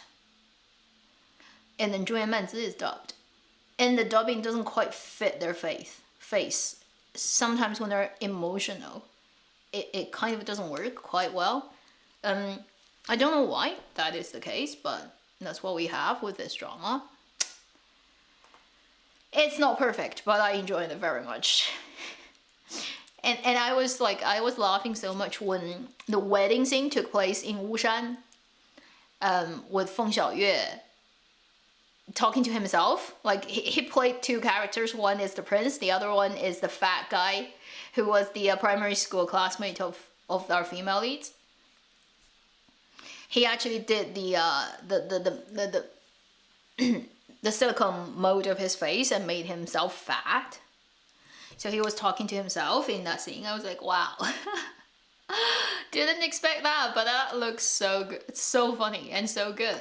And it's just a short take, and they have like 2 scenes with that fat guy in the story, but they bothered to do that much makeup because it's hours and hours of makeup to just make yourself look like that.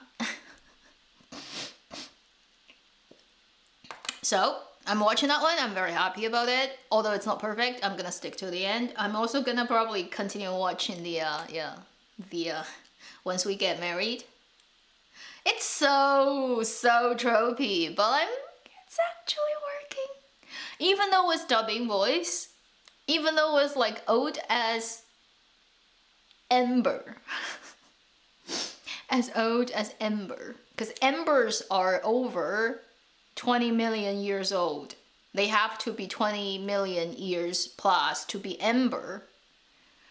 They emberlize after that much time.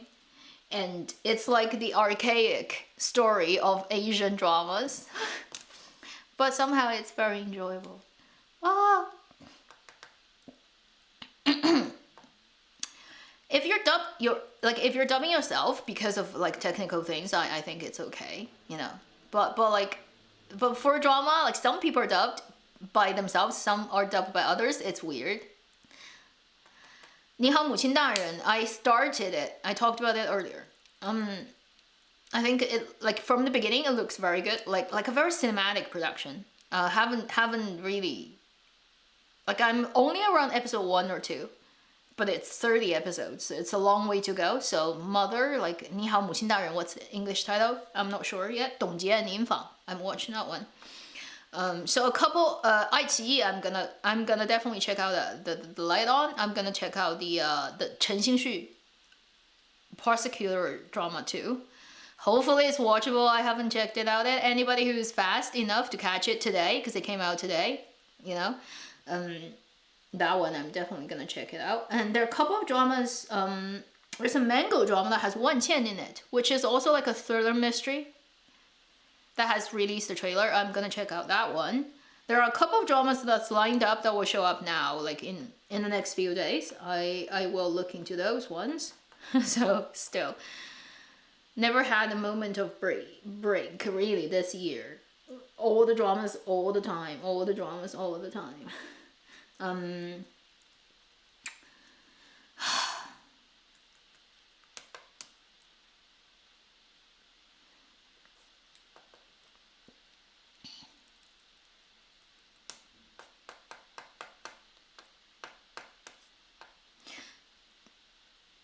Dear Brothers on Mango TV. No, but I think I've heard the title. Dear Brothers. What is it? What's the Chinese? I think I've seen it. And you're still alive, yeah. Well, my life often gets to like 2 hours and a half and something. I'll end this before noon. Because magic is gonna go away and I'm gonna turn back into a pumpkin. 1:12 strikes. Right now it's 11:11. It's 11:44, but once it gets to 12, it's gonna turn back into pumpkin.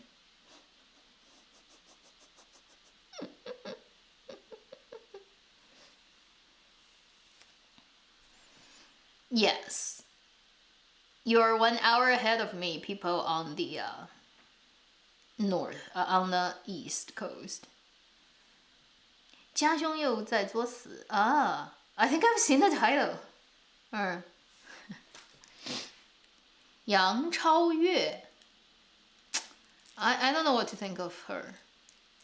I mean, she occasionally can act, but then often cannot. But then the dramas she's been in are like like really bad. So like I doubt anyone can play it well anyway. She has what we call like a face that looks like it's out of a 3D model, which is she has no wrinkles almost, and like whatever facial expression she does, her face is smooth and flat, which is very unusual. She has really weird, unusual, unhuman-like muscle placement. Like when you smile, you know, you see these lines coming out of my face, right? This is the type of face that cannot be an actress because it has just all those lines that are not clean. It's not two clean lines when you smile, and it looks bad on camera. In reality, it wouldn't appear to be so strong because of the eyes and doing shadows and stuff. Anyway, but Yang Chaoyue has a face. When she's on camera, no matter what she does, it's always smooth. Even when she smiles, it's smooth. It's like that. And it's very unusual. Not that many humans can have that. We all have expression, movement of muscles, but she doesn't. But she still is moving. It's just she doesn't have like wrinkles and like any of those shadows created by moving your muscle and face, which makes her showing up on a camera looking super clean. And it's just something you either have or not, and it's genetic, and you can't even do plastic surgery to make that happen. And she has that magical 3D model texture face. It's not Botox. She's very young, and she didn't do the Botox to get that look. She naturally is, when she moves her muscles, she just doesn't have that many lines on her face. And if you do Botox, it's like you can't move. It will be stiff. She's not stiff, but she still doesn't have lines, which is insane. And it's not about wrinkles, it's about muscle, right? Like you have those, you can see the shadows, right? Because where your muscle is. And she doesn't have that much shadow on her face. It's very unusual. It's not Botox. You can tell, like when it's still moving. She's very young, she doesn't need that. But then because naturally how it works is she just doesn't have a lot. Just go pay attention to looking at really pretty people. You realize they either have very regular, very symmetrical shadows on their face because whatever expression they do, their muscle don't create weird lines. And that will make a huge difference for people on camera. In reality, not that much. It just happens to be a camera thing, is if you are on camera and you have like a lot of muscle lines that are not even or clean, it doesn't look good on camera, but you may look okay in reality. Why do I know these things? Oh, anyone who do a lot of portrait shooting or you're a cameraman yourself, you know what I'm talking about. Some people just have it naturally. That is good for camera, okay? And some people just don't. So for us unlucky folks who have like unclean lines of muscles, we just have to, like, we can't be too fat, unfortunately, because the more weight you put on, it will change the stuff under your skin, on your face, and then when you do expressions, you have even more like the undulating surface of muscles and fat, and it will make you look like you have like just a lot of shadows on your face when you take photos.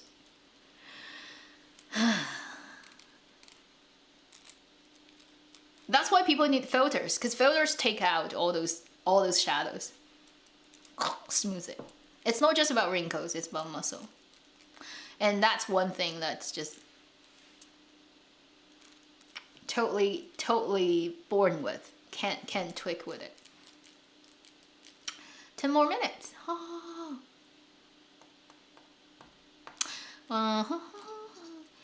I hope by the end of the year a couple of dramas can come out. Snow Sword Stride is definitely one.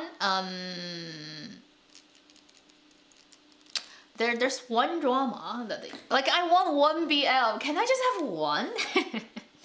That are ready to come out. There are a couple who have gotten like Immortality is all ready, everything. It's just not coming out. Like Gold Panning might come out before it. Chen Feiyu and Liao Fan's Light On may come out likely before that. That would be sad. Immortality, 烽火流金, so which is Xiao Polang's new name. that one should be close to, like, it should be able to air also. And then for Chase the Light, because they didn't finish filming until summer this year, so I don't know for their post-production how long it's gonna take. That drama, ideally, it should come out during winter because it's a winter set drama, winter city set. Like it will be beautiful if it's snowing outside, it's white, and that drama comes out because a lot of the drama is actually shot in Harbin when it's snowing. So it will be the perfect timing. End of this year, beginning of next year to have that drama. Can we hope for it? I don't know. I want it. Who knows? Yeah. These days for BL, just nobody knows when anything is gonna come out. What are the other ones? There are a couple more. I should have written it down. It's back of my mind.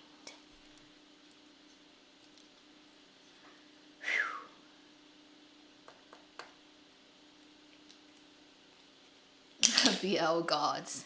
I don't think BL will have a specific god. That god would be... My job is dealing with BLs. How boring. It's too specific, right, for a god to do.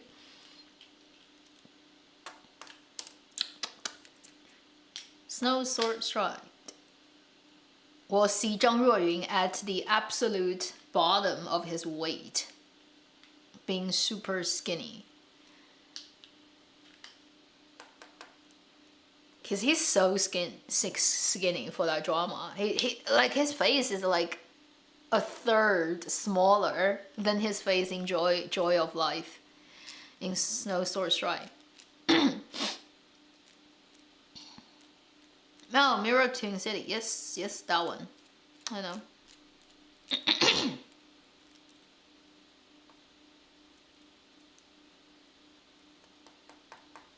Rabbit God?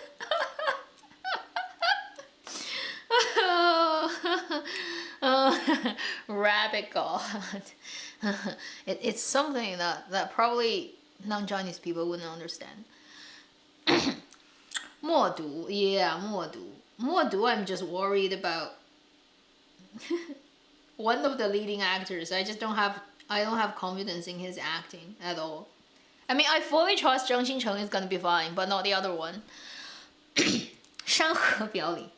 Yeah, the two leads, they're in the BG drama now, working as male lead and male second.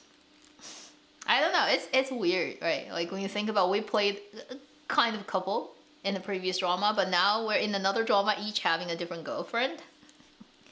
Fine, does not matter. And also 山河表里, all the leaked photos of their styling is, can I say it's so funny? It's the contemporary guy dressed in the sort of imagined, very primal, tribal clothing. That just looks really funny. It's so like Halloween costume party level. So I can't even take it seriously when I look at those leaked photos of Guardians of Mountain and River of the two leads, and they dressed up in those tribal clothing. I'm like, come on, really? That's how it's gonna look? Oh my god. I don't know if I'm gonna laugh when that drama comes out, if it ever comes out, just because of how it looks. But maybe it will be okay. Who knows?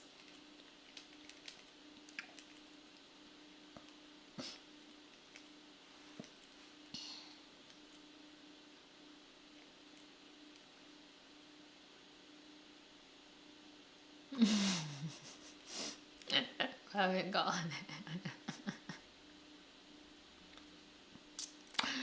Yeah, 山河表里 styling makes me worry about its quality. But first we should just wait and see if it's gonna come out.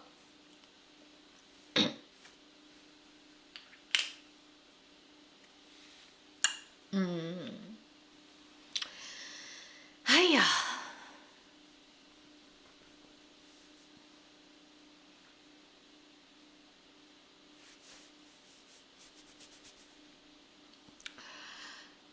couple of minutes more, and we're gonna get to midday here. Why do they look like gladiators? I think gladiators have even more texture with the leather and the metal and all the roughness. but with 山河表里, it's like they're not really rough enough to be dressed in that. Like the skin tone, the roughness of their facial hair, and it's like well-grown city lads ended up in mountain for one day and dressed up to look like primal tribal people, but just don't have the vibe. You know, it's that look that just looks out of place. It's like tourists who ended up in the place dressed up in that renting costume and take pictures, tourist site spot. That's the vibe that Guardians of Mountains and River gives me. And it's like I'm trying to take it very seriously, but it's it's funny looking. Okay. Have you seen 觉醒年代? I will. I haven't, but I've sporadically watched moments of it. I know it's very good, but I need to have a chunk of time, sit down and watch it in one go. I'm waiting for that chunk of time. I don't know if I'm ever gonna get that, but that's my plan. I know it's very good. All good actors, all good script writing, very good camera language. I've seen a couple of scenes and I'm like, the crew knows what they're doing. They're telling a visual story, so they're using it to maximum. Lens, angles, how a story is cut together. Instantly, you know, it's a crew who understand what they're doing. I need a chunk of time.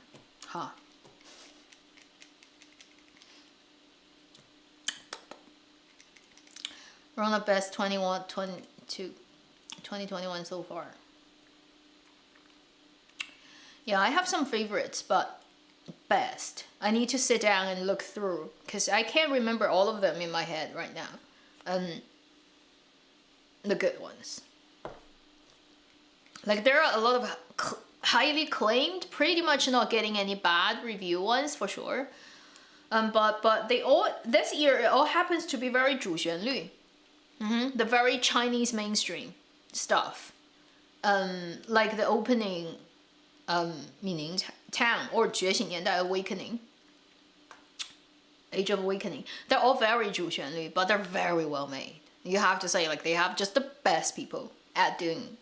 And it's kind of like a slaughtering level of good that is just cutting everything down. It's like, yeah, now see the boss comes out and do a sample of how to do dramas. So they kind of belong to their own category, really. And you cannot really fairly say compare these productions with very commercial, whether it's romantic contemporary drama or period drama. You can't really very fairly put them into one competition because for their naturally what content it is, and then at what time it's being made, and by what kind of people, and for what purpose it's made. So these dramas are great, but then if you compare that to any romantic contemporary drama, obviously the romantic dramas are gonna look like just another drama we've seen a million times, right? So it's not entirely 100% fair to compare them, but honestly, those ones are very good. But probably they wouldn't have a wide audiences. So the really good ones in China this year wouldn't have too many international audiences who are very either interested in it or understand fully what it's about, or even like get a chance to actually watch it, really. So we may have like very good dramas but have very limited audiences, pretty much limited within domestic China, and that's it. Really. The more popular ones usually would have to be in the popular genre that can break through, right? Go into international market and get a lot of people's attention. Usually that will be the young people oriented and more pop culture stuff. Whether it's BL, period drama, fantasy, romantic comedy, Those things we're talking about outside of China market. These are the things that can get a lot of attention and probably get popular. So what is really highly claimed within China compared to international reception this year, 2021, from dramas might be very different. And that would just be it. Okay, so we're already 12. It's 12:01. Nothing turned back into a pumpkin. Unfortunately, showing magic on camera is forbidden. Okay, so I will just be here for 2 more minutes and I'll be off. Release everybody who's unfortunately caught on my live stream and still haven't been able to get off to your life.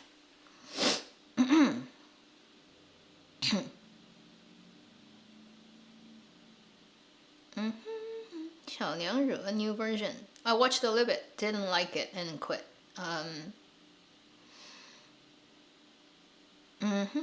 Where's the pumpkin? The pumpkin is in my heart. It's in my cupboard. There's a pumpkin spice coffee.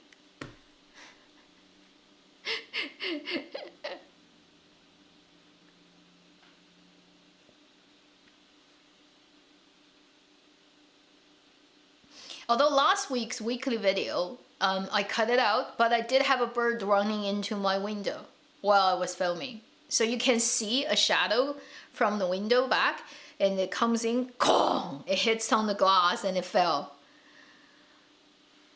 And it got caught on camera. Later, I went to check, and there's no bird on the lawn, so I assume the bird recovered and got away. Happens once or twice a year. And there was once, I think it was a robin that flew into my window, and it was loud, and it got knocked out.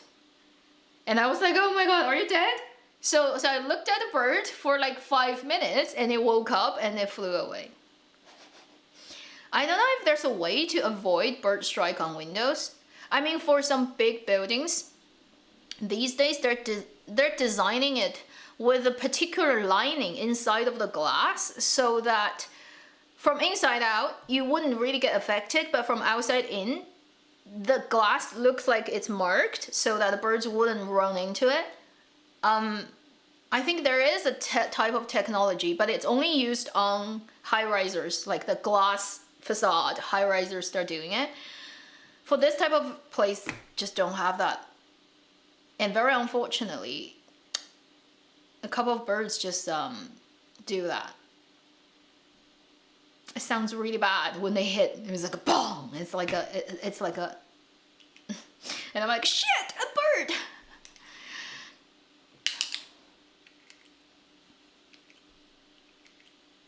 Put something on the window for that. What would be the best? I should research on that.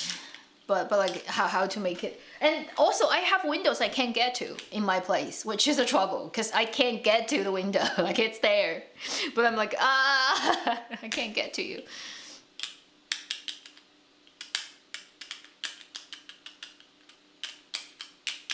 Do you get a lot of trick or treat? Not really. Honestly, I am lazy. I don't want to dress up and decorate and then take out the decoration the next day. I am very lazy. And okay, and I don't think giving out candies to children, I know it's really not good for their health and for their teeth too. When I was growing up, something is weird about me is when I was little, I hated sweet things. Like I have box and box of candies people give me, and I'll just put there and let it rot at home and never open it. And once I had those chocolate, is that Ferrero? Like I can't remember the name of it, like the golden wrapping chocolates people gave me, which was a rare thing back then in China. And it's a box of it, and never touched it, and it's in the cupboard for 3 years. And 3 years later, one day I take it out to do the house cleaning with my mother. I opened the lid and the giant moth flew out of the box. Just in my face. Boom. Forever, it destroyed that brand for me. So, candies and me. Okay, so that should be the end of this stream. Thank you for joining. And thank you for everybody who's given me a super chat. Also for everybody who's done Ko-Fi or coffee, still not knowing how to pronounce it, or on my website donating, because I've got like occasionally donation from everywhere. And thank you. Really highly appreciate that. Yeah, it costs a lot of money to buy candies that destroys your teeth. Just keep making the big food companies' business bigger. And then not benefiting anyone, really. Just looking for excuses to not do that. Anyway, that'll be the end of this stream. Thank you for joining, and we should have a good weekend coming up. And let's just hope good dramas, a couple of good dramas that will come out before the end of the year, hey? Hopefully by next time doing their live in November, we're gonna have at least one drama we really look forward to come out by then. Fingers crossed. Okay. Good rest of the day, good evening, good night, good whatever time you're in.